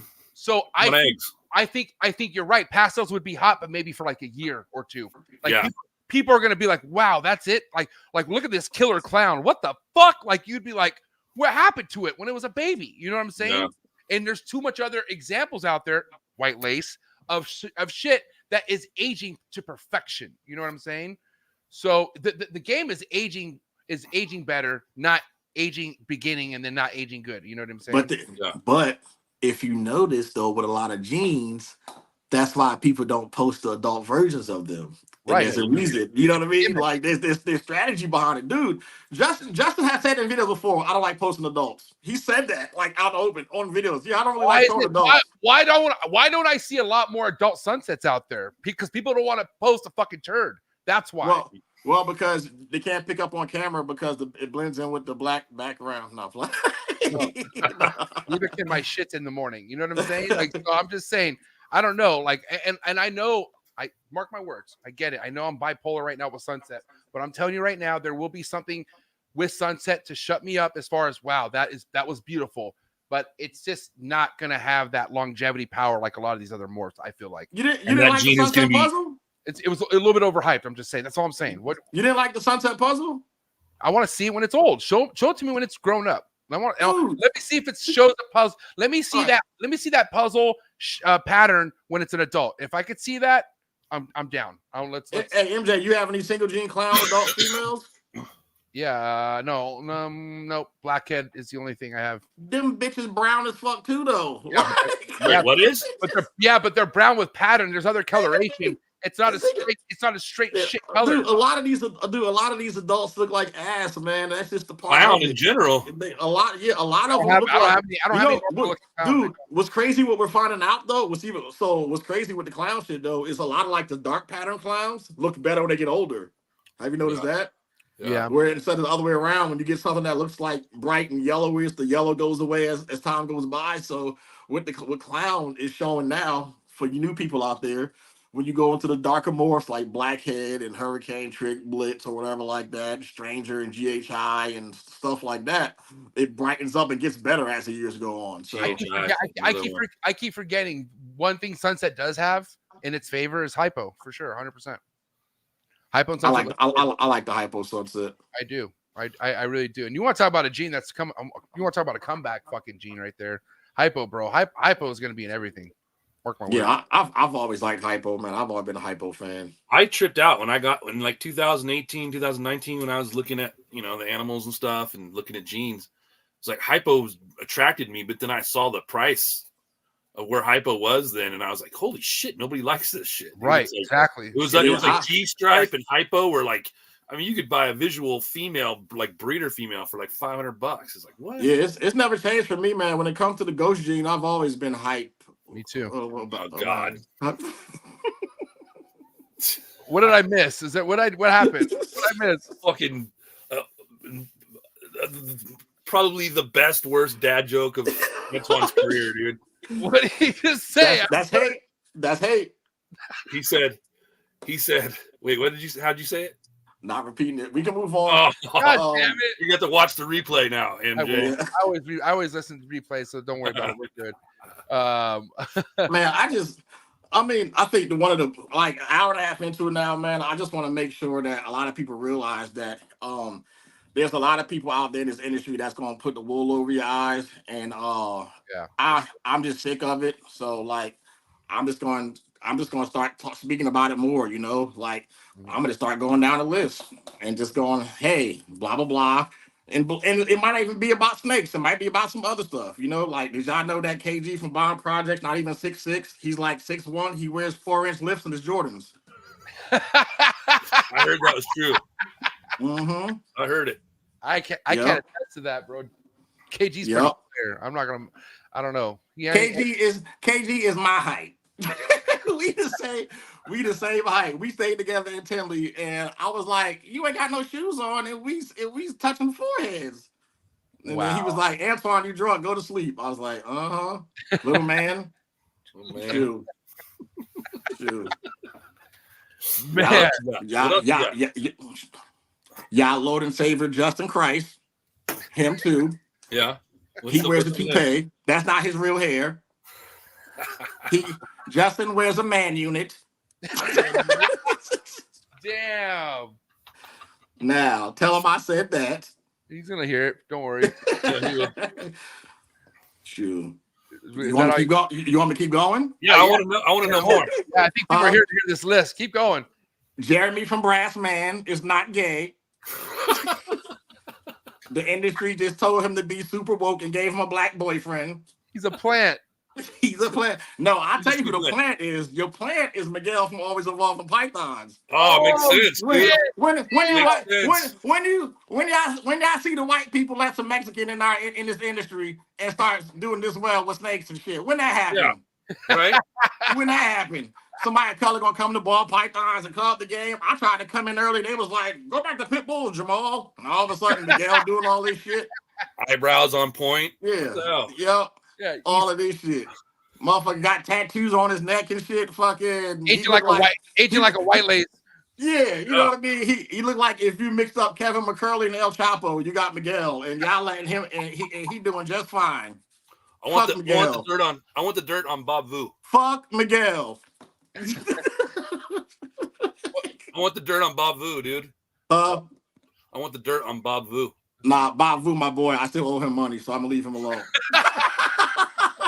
Damn, he gets the pass. Man. Bob Vu's been great. I love him, and there would be no Bob Vu slander on this podcast. Let's hold the rest of the list off for the end of the podcast. All right. No, I mean, we good. We good. We having a good time and stuff too. But it's just some things that people just need to know, and like don't pay attention to the man behind the curtain. That's everybody's yelling that. I want to know if you guys need to correct me on this because I was told that there is no such thing as an overhyped morph. What do you guys have to say to that? Let's be real. I think there can be overhyped morphs, but I don't think it's maybe necessarily overhyped. It's just more like unknown, like what it could be. So like you have something that hasn't been tapped or worked with, like for instance, Monsoon, Sunset, those kind of genes that are just, they could, like for instance, Puzzle Clown could be the worst thing ever or something crazy brand new. But it's time will tell. I don't know if you can ever really actually have something overhyped unless it's just something that we're still looking for answers. I don't know. Like, what do you mean? Like, I mean, White Lace is pretty hyped, but I mean, that shit, they earned that shit. Yeah, I mean, that's a gene worth its hype. I feel like, you know what I'm saying? Right. So, I mean, in that regard, like, yeah, I mean, I could see, depending on like what we see with Monsoon Clown, like the different combinations, we could see something that ends up being a dead end project. I said it. Well, so MJ, me and Jacob, we argue a lot about this. I mean, obviously, it's civilly because and Antoine's wrong, by the way. We can go back and most of the time we can go back and forth without name calling. Usually when we do it and shit too. So when he'll declare a project that he thinks is dead, and I'll give him some pushback and I'll tell him why. And a lot of times my reasoning behind it is because I always say it's still more to be done. Right. It's still more to be done. And for a good example, people were fighting about the whole clown project too. Like the clown been around since 1999, and we've just now started working on these multiple gene clown projects in 2016, 2017 when the Pompeii came out. Like where was like it was like let's see, back in 2012, 10 years ago when I came back into it, a male single gene clown was $900. And there was still people and then still not working the project the same way, still trying to go, I just bought a $900 clown male. Let me make some more $900 clowns. Yeah. Until it got improved on, man. And like, I think when we're looking into these big projects that come out, a lot of people don't really do a lot of stuff with. You have to keep in mind who's paying for this project, how much what they have invested into it, and what's their reasoning behind doing what they're doing with it too. Like most people now still, when they get a Monsoon, what they want to do, make more what? Monsoons. No one gets a Monsoon male. A lot of people get Monsoon males and go, man, I'm gonna just put it to some hats and shit too. Very rarely you hear like, I'm gonna take this male and put him to my banana fire pen or do this, that, and the third with it too, and not try to make more Monsoons. You know what I mean? So it's just that people just not trying to reproduce the animal and get their money back right away has a lot to do with a lot of these projects too. And I think once the price go down, you will see more people getting involved to it and having like a more broader spectrum with these projects. And to a point, that's kind of what happened with DG too. Is like everybody was just trying to make DG clowns because you could sell them for 10, 12K. Yeah. Everybody's put up 5-figure animal. Damn, the money would come before you even cut the egg, man. That was crazy back then. I just like, I'm so worried about working with something that has the potential of looking like shit if you put the wrong gene into it. And one of the things that I'm like, I can't wait for more Monsoon shit to come out, because I know Monsoon looks amazing in Leopard and Mojave, but you put pastel in that shit, it's over. You know what I'm saying? And yeah. Right, I agree, man, and I think with Monsoon, the key to that is not going to be just adding like those color mutations to it, like the color recessives, like Ultramel, Monarch, Lavender, stuff like that too. Because like the Monsoon Pie didn't come out too good, like the Monsoon Pie, it's a dope combination and stuff too, but it didn't knock our socks off. You know what I mean? So hey, what about that Sunset Clown Pie? What the fuck? Yeah, it's just stripe. I look at Monsoon. Monsoon is to pattern what Lavender is to color. Like it's gonna be the same thing.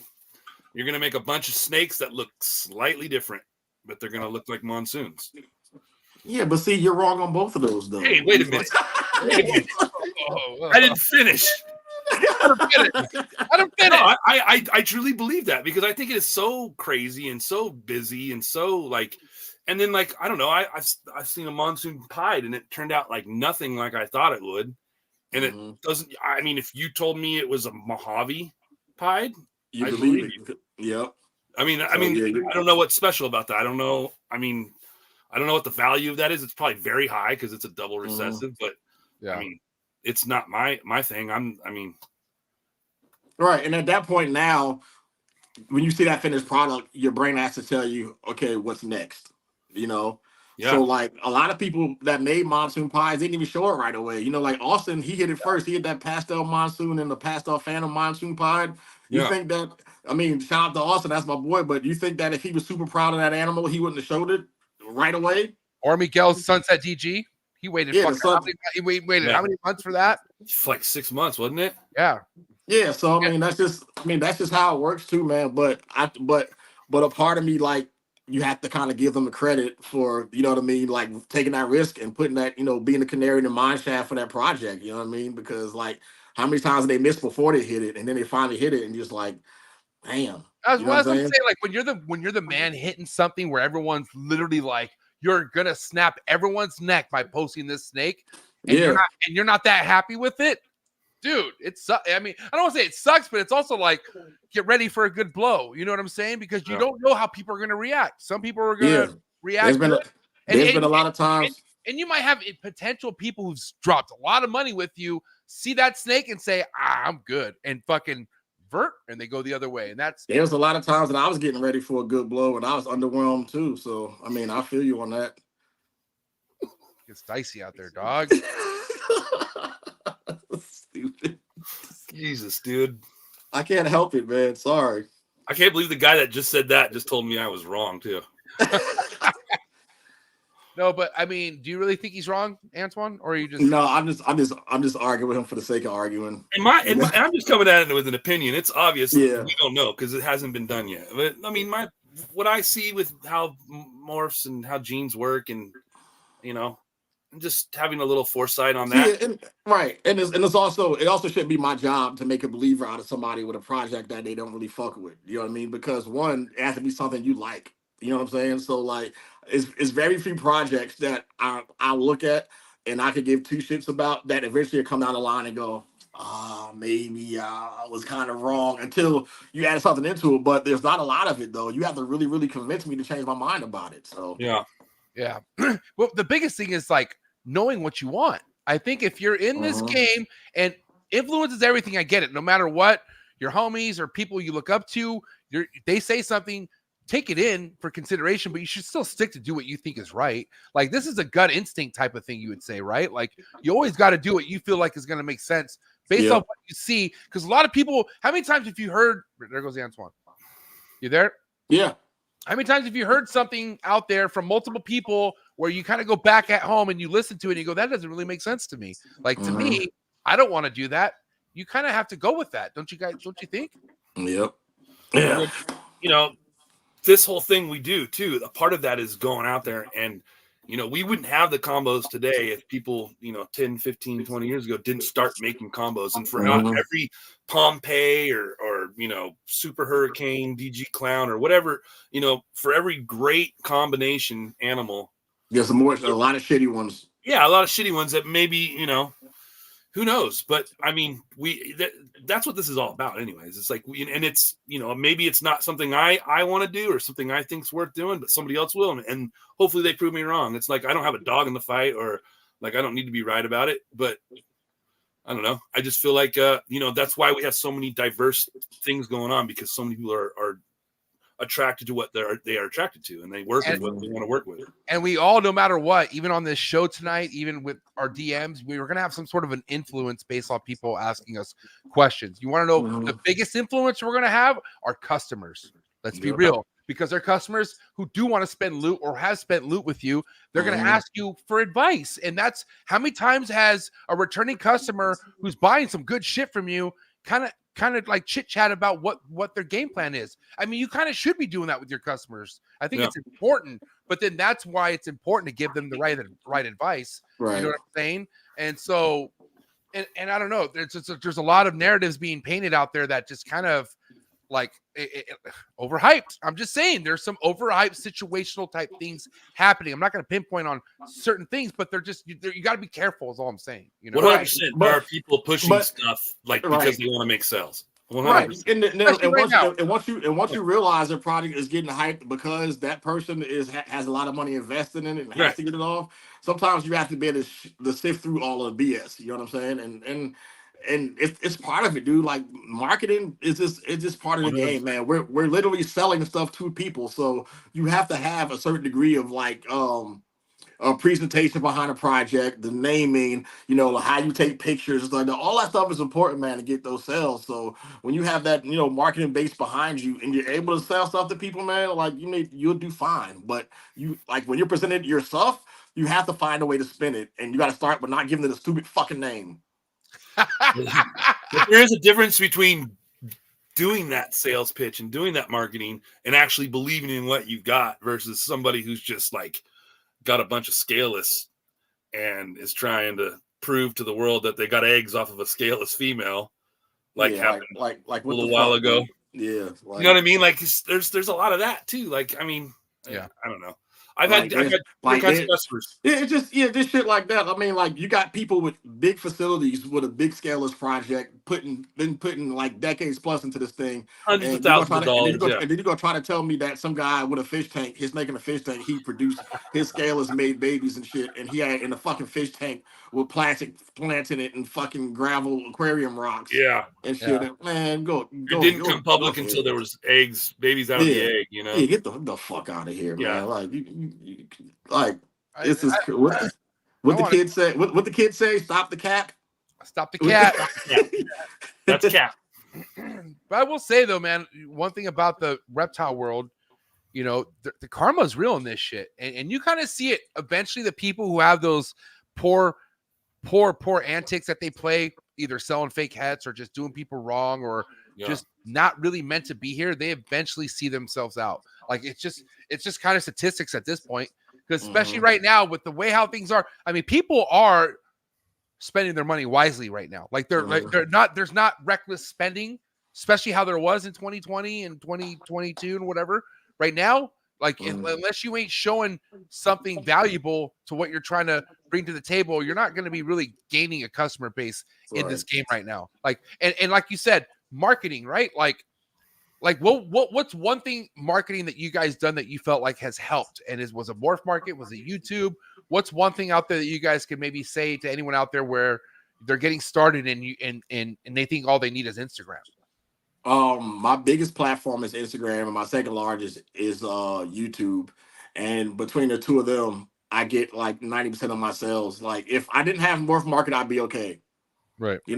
But part of that is caring about the pictures you post and how you present those and how you present your reels and the quality of your video and your lighting in your pictures and stuff like that too. Because having 10K followers, which a lot of people don't realize, that if you have a bad quality picture, Instagram will take you out of the algorithm.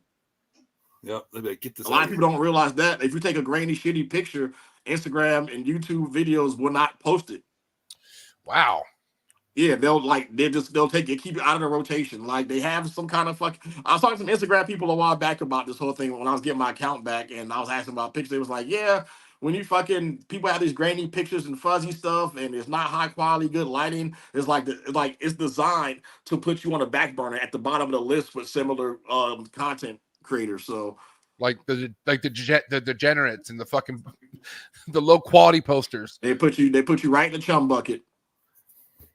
Damn. I mean, that's kind of true. But what about for you, Jacob? What's really kind of helped you kind of leverage just kind of having your work be in the right kind of eyes and whatnot? I think IG has been probably the most important for me. Morph market used to be, and this is also obviously COVID days. You post it, you get a couple inquiries, you sell it within a week or two. It's not the same. I don't really have much of anything great on Morph market right now anyways, but I will when we get the Monarch test RGI. That would change a lot. That would change a lot for you, wouldn't it? Oh yeah, but I have probably have 20 or 30 66% het DG animals I could test, but I'm not sure what I'm going to do there. But IG has been like probably the most important tool. I don't have a Facebook. I think I do have one, but I never go on there. I got turned off from Facebook just back in probably 10 years ago and got rid of my personal account and just went to IG. So I never even really dealt with Facebook. YouTube's not something I do, but I mean, coming on your show, going on doing stuff with Antoine, I know a lot of people that do shows or do content and stuff. So I try to stay active with those people and stuff, but it's hard, man. You got to I feel like, especially in this time, if you're trying to make it now, like coming in, you do need to spread it out and push the limits with as many different revenues streams as you can, as far as getting noted, people noticing you is not an easy feat in this industry right now. I think more people noticing the people leaving than the people coming in at this point. Yeah. So for Facebook, right? I'm gonna drop a little gem for Facebook users too now. There's a couple of ball python groups. There's a lot of them out there actually, but there's two real big ones that have a big platform, and there's a lot of specialized groups in Facebook that I'm a part of, and I'll tell you why in a second. So there's World of Ball Pythons, and there's P. Regis Underground, and I'm part of the Stranger and Moray group and things like that too. So what that does for you is if you go to your search bar and say you're trying to research a ball python combo, I can type in Jing, and Facebook will pick that up across all of those platforms, all of those pages. And if you need to see an example of that combo, it actually pop up for you if somebody already produced it or was talking about it. Oh, nice. So whenever people hit me up and say, hey, I think this is this, and this, and if I don't know offhand or go on World of Ball Pythons or can Google it, I can literally go to Facebook, type that in, look at a bunch of examples and do some comparisons like that on the genes. So that's why I use Facebook. That's the main reason why I use Facebook for ball pythons. Yeah, I just feel like one thing you guys done is kind of always paid attention on what it is that is relevant to not only to what's happening project-wise, but who's involved. Like, you guys fuck around with who has good shit going on. Like Tony, you want to talk about Jacob's biggest discovery of 2023? Right. Tony, bro. Tony's the man. I know Tony's a very humble guy. I love his mom. And I would say, we aren't nothing without the people we meet in this. And I gave, I know I usually hook people up with introducing to people, but Jacob, you did me and the Reptile great service by fucking bringing, taking care of Tony, dude. And and imagine if you weren't that type of fucking person, we would have lost somebody like Tony. You know what I mean? Well, there's two different kinds of customers. There's regular customers that buy a snake off you and leave you a whatever on Morph Market, and you never hear from them again. Or you got guys like Tony that call you 6 or 7 times a day asking you ball python questions. And I love that shit. If someone was to call me, by the way, if you guys want to call and talk about ball pythons, you can call me anytime. He's not. I don't call him the professor for no reason. This motherfucker's a geek. He knows this shit. Yeah, but he was just when he originally hit me up, I don't even think he had a concept of what he was getting into. And I know he originally bought like a spot nose, inchy clown, 66% had DG male off me. And like that was like his big purchase, like his big male and stuff. And it's funny now because he probably never, I mean, save for like a few little specialty things, he'll probably never even use that thing as his breeder because he's just stacked. But I mean, that guy, he earned it, and he came in, he had asked all the questions. He wasn't afraid to ask all the questions. Yeah. And and I'm the type of guy, like, I think, we hear about all the stories about the old time and like people always trying to get over on other people, or people like not, I explained to him how I came in, what I did, like how the market works. I explained everything to him, and he kind of ran with it and took advantage of that. And, more power to him. Like that's kind of what happened to me Sebastian originally. And then like, even Billy for a long time, like my first year of actually just keeping and growing up my animals that I bought as hatchlings. Billy was super helpful in that first year. And like, I feel like that's how we should be. Do you think if you think the 25-year-old you in the same timeline right after you started with, would you be the same way, or do you think maturity has a lot to do with how successful you were too? I mean, yeah, because for you personally. Yeah. Well, you do. I mean, how many failures? I mean, I can think of so many failures in my life, and not achieving things, and like just learning from those lessons. Mm-hmm. I mean, a part of me says that, the economics aspect of it, like, yeah, you're probably right. No, like, I mean, do you think, like, I mean, not on the same scale you are right now, though, but I mean, just say you didn't have the financial means you have right now, too. You think maybe, let's just say maybe if your income was maybe like on like 2/3 of what you're doing like in the past couple of years, do you think you would have found a way to still kind of get to some cool projects for that? Just for the people out there that, there's like younger people out there that's always asking me questions like that. It was like, so what if you only had like $10,000? I was like, so you're just going to buy a rack? Like, what do you? I know. That's a good question, because I didn't even have that when I started. I had no money. I was broke as shit. You don't need to have money to get going in this. But the thing is, it just happens when it happens. Like, that's what I'm saying. Like, you just never know where your life's going to lead to. And I do know that this game does sharpen your life up. Like, if you're in it for the right reasons and you're really focused, it keeps you out of trouble. Like, dude, I know how much trouble I avoided because of this. And that's why I'm like, I go so hard on the paint, because I'm just don't want to get in trouble ever again. And I definitely do think I wish that I wish I was 25 and getting into this and doing it from that. Because I mean, man, what a imagine where you would be at my age now, like 20 years later. Like I think I would fuck it up at 25. Like, yeah, I mean, that's why I say Antoine's probably right. Like everything happens for a reason. We get to this point. Like, it took a lot of failures and a lot of lessons learned to get. But dude, it takes a lot of maturity to be able to like see ahead in the future for a lot of these projects. Like when you're making a cool animal that in your heart of hearts you'll hold back, and somebody throws, and you had no intentions of selling it, but someone comes to you and throws money at you that you can't refuse. Like, the younger you is going to take it almost every time, man, until you realize that. Damn, then you see the guy taking that same animal, and in 2 years he made $500,000 off his animal that you could have held back and did the same thing. Yeah. A lot of times that's what whenever I'm doing holdbacks now, I think about those type of projects too. I think about those animals too. Like Miguel talks about when like the Sunset Clown, when he got that male, which was supposed to be a female and ended up being a male. And then, he did so much, he put it all to the right stuff and did great with that animal, and it paid for itself tenfold, So things like that. So do you think that, when Matt made that snake and sold it to Miguel, do you think he was kicking himself in the pants for it? Or, well, I mean, that's a different situation. I think he thought it was a female and it was a male or some shit like that too. Yeah, but let's just assume, first and foremost, Matt Byron threw that egg in the trash. Okay. Yeah, he did. Yeah, he did. It was half bad. It started to rot out, and he tossed it, and then he changed his mind and put it back in. One egg. One fucking egg. One egg, man. It was like, wasn't it a head-to-head or something like that too? Like that double head, I think. Yeah. Hey, Cusco wants you to stand up, Antoine. Oh shit. No. I don't want to get insecure.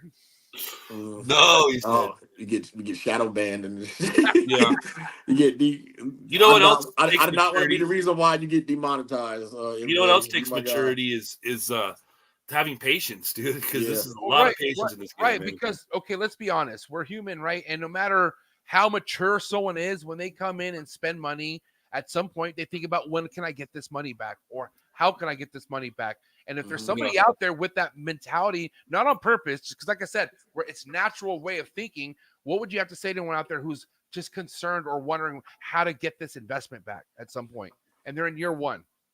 5 years. Yeah. Give yourself 5 years, bro.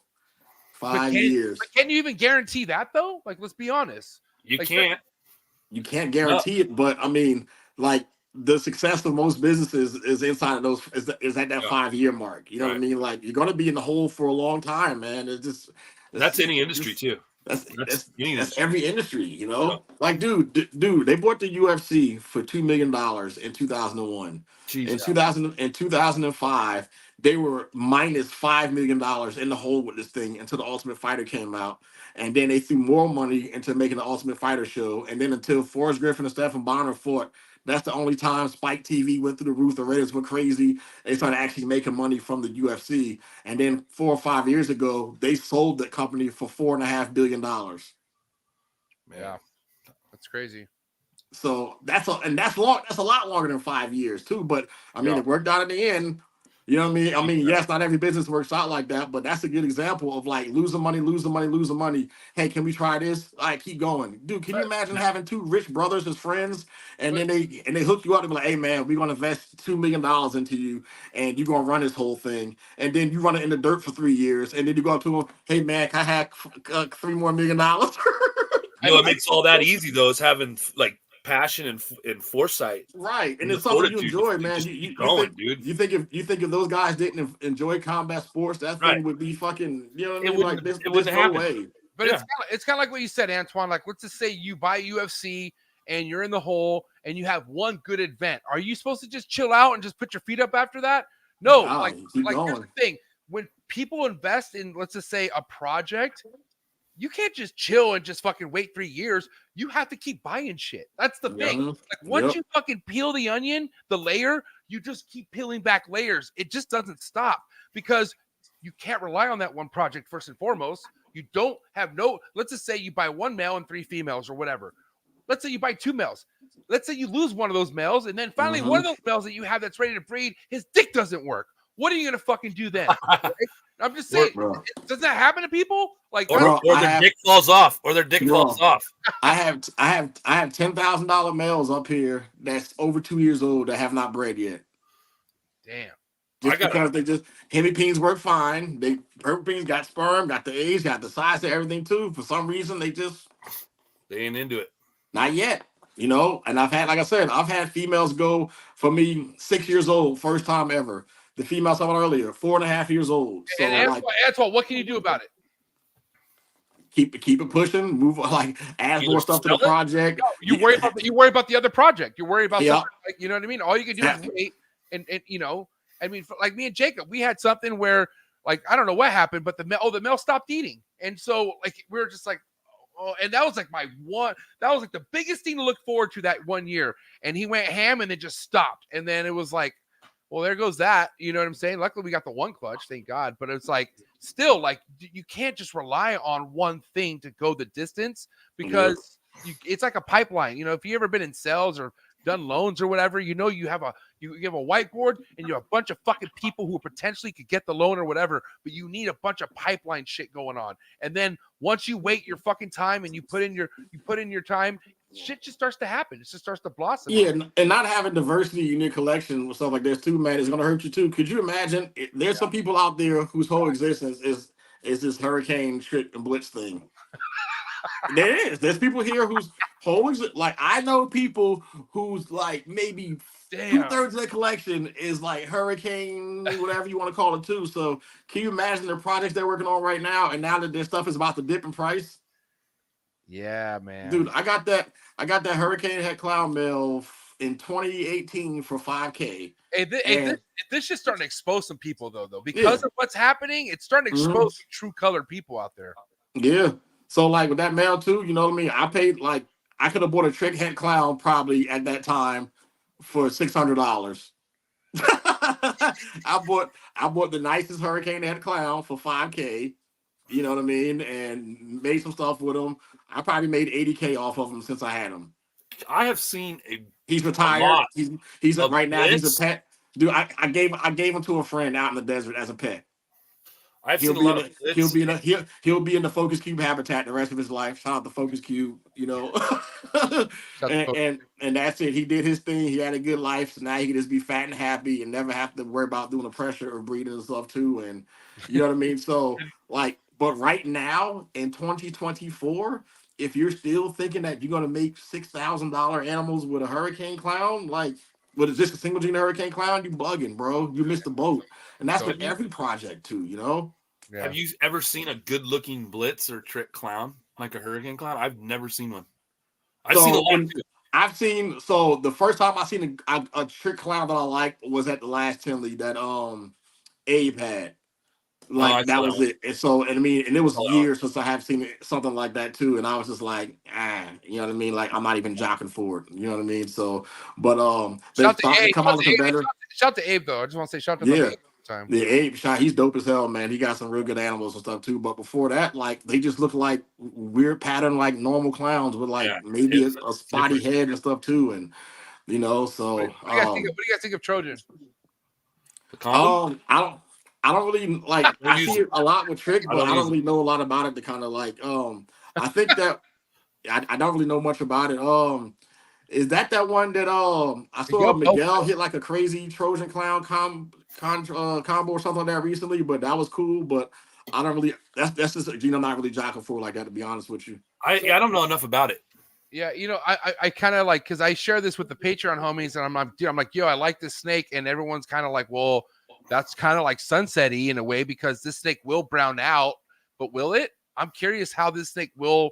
Not, dude, I'm telling you, man, these clown combos that's dark like this is gonna lighten up. Trident. This ain't Trojan. This is Trident. What's a Trident? Trident Trojan. To me, I don't even.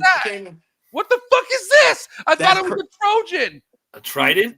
Yeah, was that red stripe? Was that a red stripe, yellow belly Trident something or whatever? Yeah, I'm kidding. Yeah, that came out dope. But that's gonna lighten up as it gets older. I think so. That's what I was like. I think that's why I like it, because I look at the head. That head kind of speaks volumes. You know what I'm saying?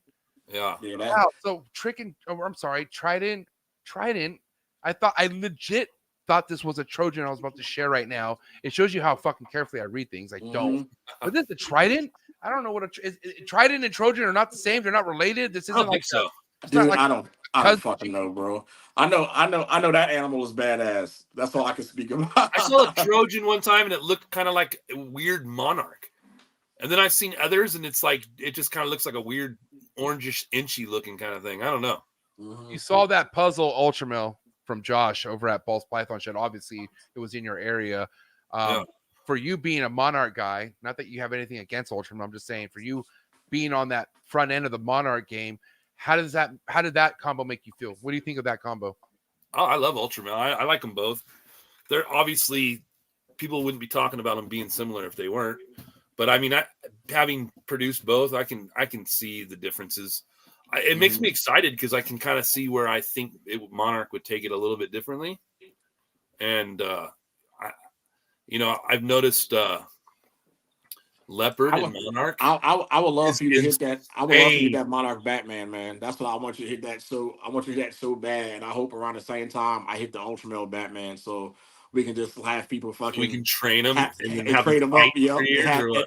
Well, just to have the internet fighting over which one is the better one. That's gonna be real interesting because people gonna duck season and rabbit season Ultramel and Monarch the rest of the fucking existence of ball pythons, and it's a fun debate. You know what I mean? Because it's funny because people really really get serious about that shit. They're like, no motherfucker. I'm like, I mean, I don't know, man. Listen, I know we talk about similarities in Ultramel and Monarch, but there's something about that tone. There's just something about that Monarch that just I feel something different about it. And I'm more of a dark contrast kind of guy. Me and too. I feel that's probably why I feel this way. But fuck, I'm so curious, Jacob, to see what the fuck's gonna go down with this, bro. I got another clutch from that one too. That's still, they're just almost all out of the egg. But I was gonna say I've seen Leopard Ultramel, and I just hatched out a Leopard Monarch. Right. And dude, it's so badass. It's so dark and then so bright too at the same time. It's Jacob, did you get to see that GHI Monarch in person at the show? Oh, at the Pomona? yeah. No, I meant to go look at it. I never freaking went. See it tomorrow. Check it out. Table, dude. It's going to be on my vlog tomorrow. Check it out. Go to Trap Reptile Vlogs, episode 94. Hey, MJ, I ain't gonna lie, yo, you the Segway king, man. Like, respect. That was perfect, dude. I'm just perfect. I wanted to let you guys know, if you want to see this, it's going to go down. I ain't gonna lie, you bodied that shit, though. That was. I've been waiting all night for that Slick shit. Motherfucker. That was good. That was good. No, but respect to fucking the homie John Feely, because I was like, holy shit, this is what I'm talking about. I'm a GHI guy, and Monarch is oh man, dude, that shit was that came out. I love GHI too. I really do, man. So I don't know, looking forward to seeing what you have to show for it. Now I have a wrap-up topic for everyone before we end tonight's episode. And again, shout out to everyone who's tapping in. We were just shy of 140 for a while, so thank you to everyone. Make sure you get the likes up. But my wrap-up topic for you guys is, like I said, YouTube videos, social media, whatever, easy to be influenced, especially if you want to get into something you like. But how does somebody spend money right now? And what I mean by that, who should they be spending their money with? And like, obviously, I would vouch that you guys are two solid ass businesses I would invest money in. But let's just say they've already had, or they just you don't have what they need, but they're asking for advice. Like, who should I spend my money with? What would you say to that? Whoever wants to go first. I say just check your pocketbook and see how that works, and then check your projects too. So because that's going to determine whether you go to Levance or you go to Miguel or Justin, some of the bigger guys too, but not just them. Like, there's a lot of people that, like, even at this last show, who got some crazy projects, man. Like, shout out to Danny Renee at Portuguese Pythons, man. Like, they got a lot of variation in their stuff too. They're working with a lot of cool projects, and those people are like reachable. You know what I mean? Like, there's a lot of people that like it's hard to get a hold of because so many people trying to contact them just to bullshit with them about stuff too. So like, I would hit up Josh Lumberg from Ball Python Shed too. He got some crazy stuff.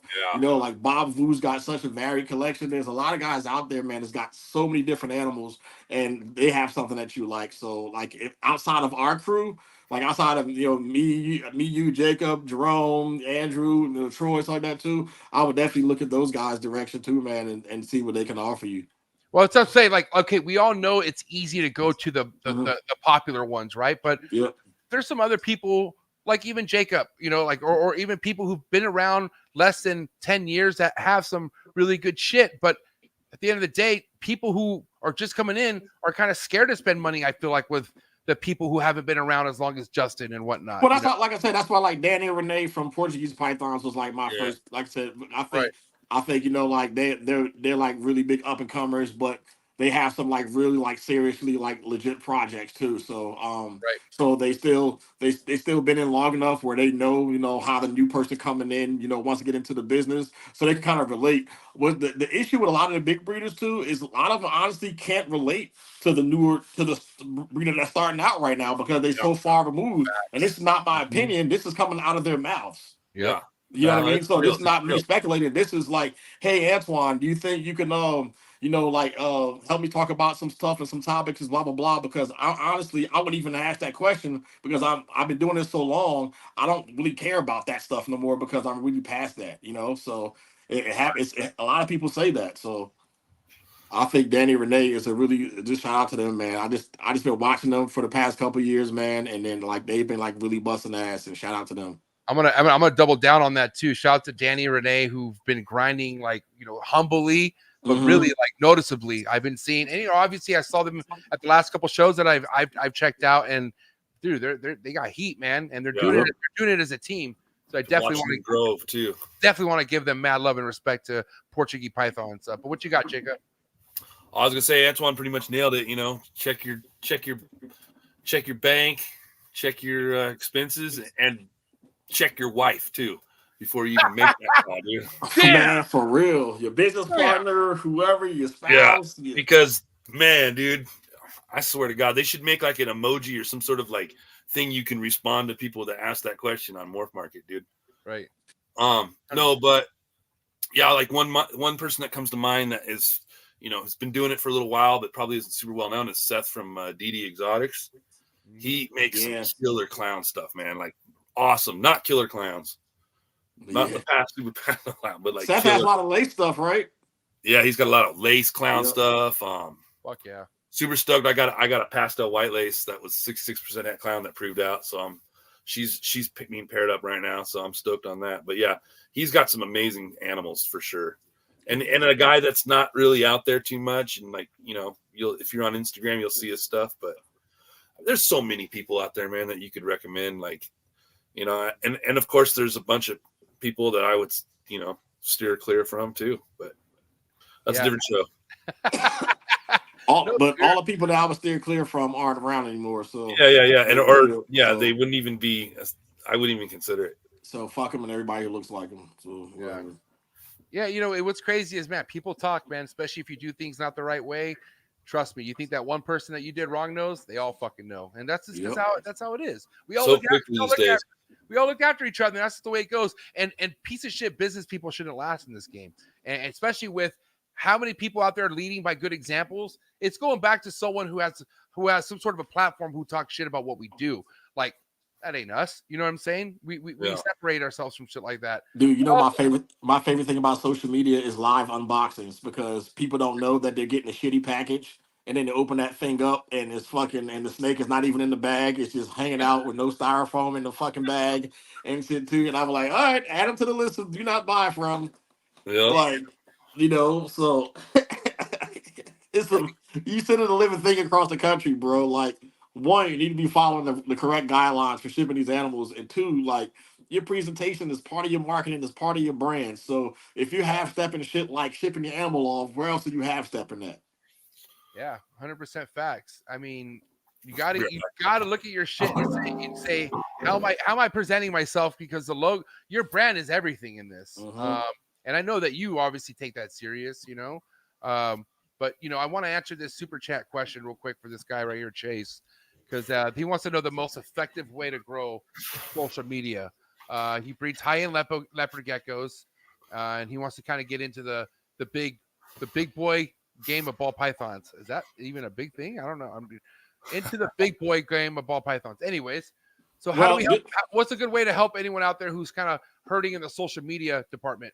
Well, one, this is a good start, you know what I mean? Putting your face out there and invest some money in super chats so other people can know who you are, you know what I mean? Because now watching this, I know who Chase LeMaster is, you know what I mean? So now that I'm curious that you do geckos and get the ball pythons, I'm probably going to go look at your page and, and see what you got going on there. If you got some quality animals on there that look good and you take good pictures, I'm going to give you a follow. If all your business page is you posting political bullshit and stuff about Biden or Trump or whatever like that, or whoever's the president right now, or fucking gun shit or whatever like that, not pertaining to your animals, I'm not going to follow you, So that's the one thing, being consistent on your page and doing what your page is intended to do.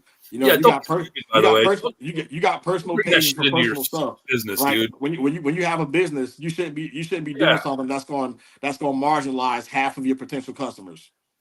You know what I mean?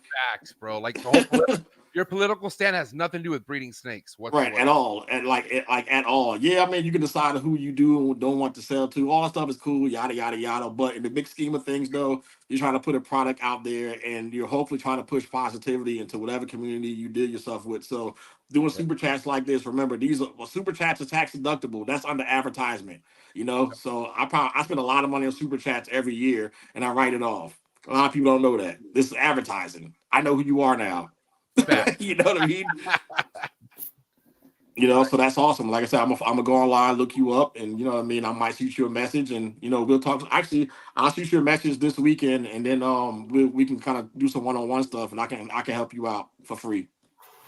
There you go. You don't even have to go to patreon.com/high-pythons, where you can become part of the elite, and get some stuff. Another thing too, this one's free. Another thing too is reach out yourself to everybody and anyone. Find the people that are close to you. That's what I did. I think I met everybody at that Del Mar in like 2020. Yeah, I remember that. All of us. I met everybody, and I remember bugging Antoine and just like messaging him and like, oh, cool, and like he gave me the time of day. I was stoked, and I remember messaging you and like trying to arrange it to like meet up and, you know, and it was like, you know, you gotta, that's not even who I am really as much, but I mean, just this passion of this industry and everything that's going on, man, it just drove me to like put myself out there. I wanted it, and I wanted to meet these people, and I wanted to make these connections, and, you know, it was my life, dude. So. But like, because you put yourself out there, Jacob, and you did this awkward meetup with strangers at a reptile show, which is kind of awkward. Let's be honest. Dude, that was my first well, that was my second reptile show, actually. Dude, you know what? Especially, I mean, I can speak for myself, us as men. You know what I mean? I can't really speak from a woman's standpoint, whatever. Right. But as a grown ass man, that's like a well-established adult who has a family and has done things in life. Sometimes it's kind of hard to humble yourself and approach another man and start asking them questions and shit like that too. You know? Yeah. You know how long? There's no pants on, dude. Like in the fight world, man, like, you know how, like, I used to be, like, before I got involved in the fights where I am now, I used to be big fans of, like, UFC fighters. You know how hard it was for me to be like, hey, dude, Vandal Silva, you're my favorite fighter, man. Can I peek in a picture and shit like that, too? Come to realize that that's what they live for. That's what they fucking love, dude. Like, some of my favorite fighters be like, now they see me, hey, my friend, we're going to take a picture today. Let's go over here and take a picture, man. Like, remember the time we sparred? You know, I'm like, hey, yo, you remember me, bro? You know what I mean? So it's okay to geek out about somebody you fuck with and follow, man. It's okay, because, like, a lot of people are like that. All your heroes right now had heroes themselves and shit, you know? This is fucking, that's just how it was. And, you know what I mean? Like, Mark Kenley was the first time I met Brian Barczyk, and I've known of him for almost 15, 16 years and bought L's from him and talked to him all the time. And, like, dude, if you see that picture of me and him, I couldn't have smiled no fucking harder. Yeah. You know? Like, you know?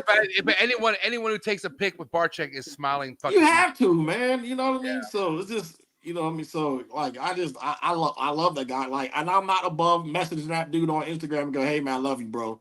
Yeah. Like, I appreciate everything you've done for me. I appreciate, you know, I wouldn't be here without you. Like, I like to give people their props while they're here, man, and while credit is definitely due and stuff. So, I mean, like, I just think as men, like, your dick ain't gonna fall off if you pick up another man. It's not. One thing I want to say right now, since we're talking about this, is, you know, just to think of Barczyk, somebody who I could easily say the reason why I'm here is because of him, bro. Like, I mean, and I'm not the only one. Like, there's tons of us out there who are in this because the way Barczyk introduced you to it, right? But also just want to remind you how quick things could just switch, man. Yep. I started this podcast with you being close to me, Jacob and Antoine and Andrew, and you know, there's times in life where people go other routes and other roads. And I always know that there's always been something that brings me a road back to you guys. And I know that you two are just genuinely awesome people that I love seeing having some sort of relevancy, but growth in something where a lot of people are struggling in. Let's be honest. This isn't easy, right? But I always had a good feeling about people I cared about because the potential I see. Antoine, like, not only are you good with people, bro, but your mind is in the right place with these projects. Like, at a given time, when your shit's cracking, nobody's gonna be doing the shit that you're doing. I already have. And Jacob, with your Monarch shit and other stuff, and Jacob, haven't I been telling you about this for years? Like that's why, you know, I was always kind of like, I gave you that time of day because I knew the shit you were investing in 2019 and 2020 was like shit that I'm like, whoa, like, this is insane. And now look what's happening to it, man. But what I'm saying is we are nothing without each other. Like, we don't have nothing happening for us without the love for the people we have rooting for us. And you've all rooted for me and I'm rooting for you guys, but we have to all fucking stick together and we all have to just keep inspiring the new people coming in. That's what it's all about. You know what I'm saying? And that's the best part too. There's hangouts and being together with buddies, dude. Yeah. So I mean, I'm not oblivious to like certain narratives about me out there. You know what I mean? There's a narrative that's that you're black. Well, no, not even that. It's like there's narratives about me. That I just let the cat out of the bag. Damn it! Like you're like someone came on a YouTube comment and they deleted it. It was like, hey man, no disrespect, but I don't think your comments reflect like the people you hang out with and the people who fuck with you, blah blah blah, like that. I feel like the stuff you have doesn't like. I don't think you should be. I don't think. Someone said I don't believe that you should be able to hang out with Justin or Miguel and things like that when those guys got way better snakes than you and blah blah blah like that. I was like, you think they just found me in some gutter somewhere and just fucking put me in the fucking basket and took care of me and shit like that? Who was this? It was some like Roger 89742 fucking random ass. Yeah, it's always some user fucking. Yeah, it's always some asshole just. You know what I mean? So their identity. dude, I was like, you think that like, what do you think I had to do something special, something strange, for some change to become friends with Miguel and Justin and shit like that too? Like a lot of my friends in the industry all came together organically. Like I was not beating down somebody's door and said, "Hey man, please fucking be cool with me" and shit like that. You know, Just imagine putting that much energy into thought of somebody else's position, dude. Dude, I got on Miguel's radar because I made the simplest fucking combo in the world, dude. I made a fucking super black pastel Posset clown. That's my logo. And Miguel saw it and messaged me about it and asked if he reposted. And fucking, that's it. I didn't even know he lived in Palmdale. Yeah. I didn't even know we lived an hour and a half away from each other. He's like, "Hey man, can I repost this? It's pretty cool. Like, good to meet you, blah, blah, blah." He reached out to me. Right. Yeah. That's how we started fucking with each other. You know what I'm saying? But it's that easy. If you're somebody who people could fuck with, you're gonna have a great time in this game. You're gonna meet you're gonna meet so many people who are like that people that will change your life. And like, dude, we've all been changed. Our lives all been changed by somebody in this game, bro. Let's be real. Yeah, and like I said, dude, man, like when I'm around people who I know for a fact know more than me, guess what I do? Shut the fuck up and listen. That's it. I'm not gonna like. Why would you be around people with 30 years in this experience and you're greenhorn and you're talking about, "Oh, look what I got in my stuff," and you know, you're telling me about your husbandry practices and shit like that you just fucking copied off some fucking, you know, some care sheet from PetSmart. I mean, that's what I'm saying. You know what I'm saying? So like be like listen to people who've been around the block and have fucking done their for you. Does everyone have your best interest at heart? No, they don't. But Antoine, if you're on the mat, you're not going to let a fucking wipeout even speak. Is that a fucking fact or not? Not at all. That's what I'm saying. Some of these motherfuckers need to shut the fuck up and let black belts, brown belts, purple belts, higher belts do their fucking thing and play the fucking game. And they figure out how to get promoted. Please. That's what I'm saying. But if you're not figuring out, then shut the fuck up. Let us play. That's it. Yeah, that was good. I love that analogy because it's so real, man. It's real shit. The thing is, we can't physically hurt them, unfortunately. But like, if you challenge them, if you try that shit on the mat, bro, you're gonna get choked out. You're gonna get hurt. And here, bro, people got keyboards. That's what they got. It's unfortunate, but this is, you know, only put so much energy. But I gotta tell you, this podcast was full of energy. This is one of the best podcasts, well, obviously of the year. Dude, how many people bro? So how many people didn't tune in all the way to this and just heard the part me ranting about people and they went in some group chat? Man, Antoine said this and Antoine said that, not realizing that, you know, everybody was in on it and was kidding about the whole thing. And you know, like KG, Jeremy, Justin, Miguel, all that stuff. We're all cool people. That was just fucking. We were just messing around and shit, and they all knew they all shoes off and prove it, dude. They knew it was gonna happen too. You know what I mean? Jeremy the fake gay came by and he fucking I talked to Jeremy earlier today, man. That's my boy, man. I love that dude. So no, but you know, at the end of the day, you know, you are what you listen to. Let's be real. Like if you really want to put in shit that makes you grow, you're gonna want to listen to shit that makes you grow, and it just kind of goes back to just. It's the way you get coached, right, Antoine? Like, think about your professors growing up, you know, like, and you coming into this. Would you even be where you're at without them? Like, but you showing up and you giving respect got you to that. It got you that black belt. You know what I'm saying? But that real doesn't that apply to anything in life? Like that's everything. That's why I love getting your reps in, getting your 10,000 hours in, and failing until you succeed, man. Showing up, you know? Just keep showing up, bro. But if you're not gonna show up, shut up. Just keep your mouth shut. I've tapped more times in my life than I've tapped people. Yeah. You know, I'm like, hey, you got me, big dog. What do you mean by tap, dude? What do you mean by tap? I mean, like, been submitted in jiu-jitsu. Oh, okay.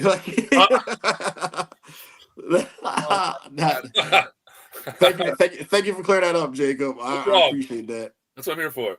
Jacob, legit, we had just shy of 140 people tapped in tonight.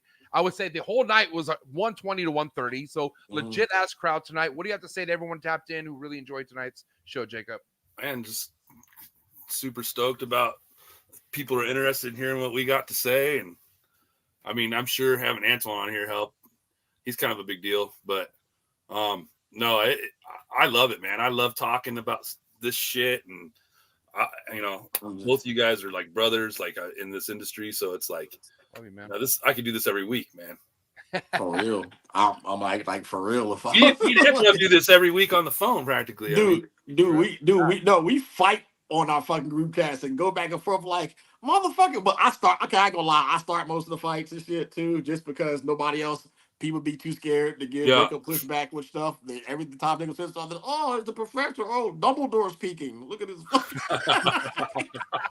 Get the fuck out of here. Like, so but I mean I enjoy the banter, and I think that two adults can go back and forth and have a good disagreement without getting to the point where they have to insult each other and get angry, because once you get to that point, that means you've already lost the debate. So dude, in that one group we're in, dude, like that's not for the weak of heart, man. We put each other through the ringer on that one, man. Yeah, because we fuck around, but it's fun, dude. We all love each other, shit. It's a lot of times, we get to like talking snakes seriously, man, and like it's fucking like it goes in and stuff too, man. Oh yeah, for sure. And it's open season in there where we can talk to the point where like even with each other, we can like fucking, you can curse me out about some shit that I did, like, oh, I might have fucking cut a clutch early and then fucking mad that fucking the snake didn't make it. They're like, hey, you dumb bitch, why you cutting snakes? Yeah. Hey, day 42 is a little early, bro. Yeah, man. Day 19 kind of wild, I know, but I cut like a little tiny hole at like day 3 just so I can get in there as it grows. Behind the scenes, sneak peek. No, man. Yeah. Nah. What do you guys say, man? Honestly, like I said, bro, you're a huge impact just because you give everyone the time of day, man, and you do show a lot of love to people out there. But everyone who tapped in tonight, what do you have to say to everyone out there, Antoine? Hey, man. A lot of you new up and coming guys, I was definitely you at one point. So when you get to the point where you move up and you can kind of pass the knowledge along to people, do the same thing, man. Each one teach one. Can it be also simple? Wu-Tang. Yeah. Facts.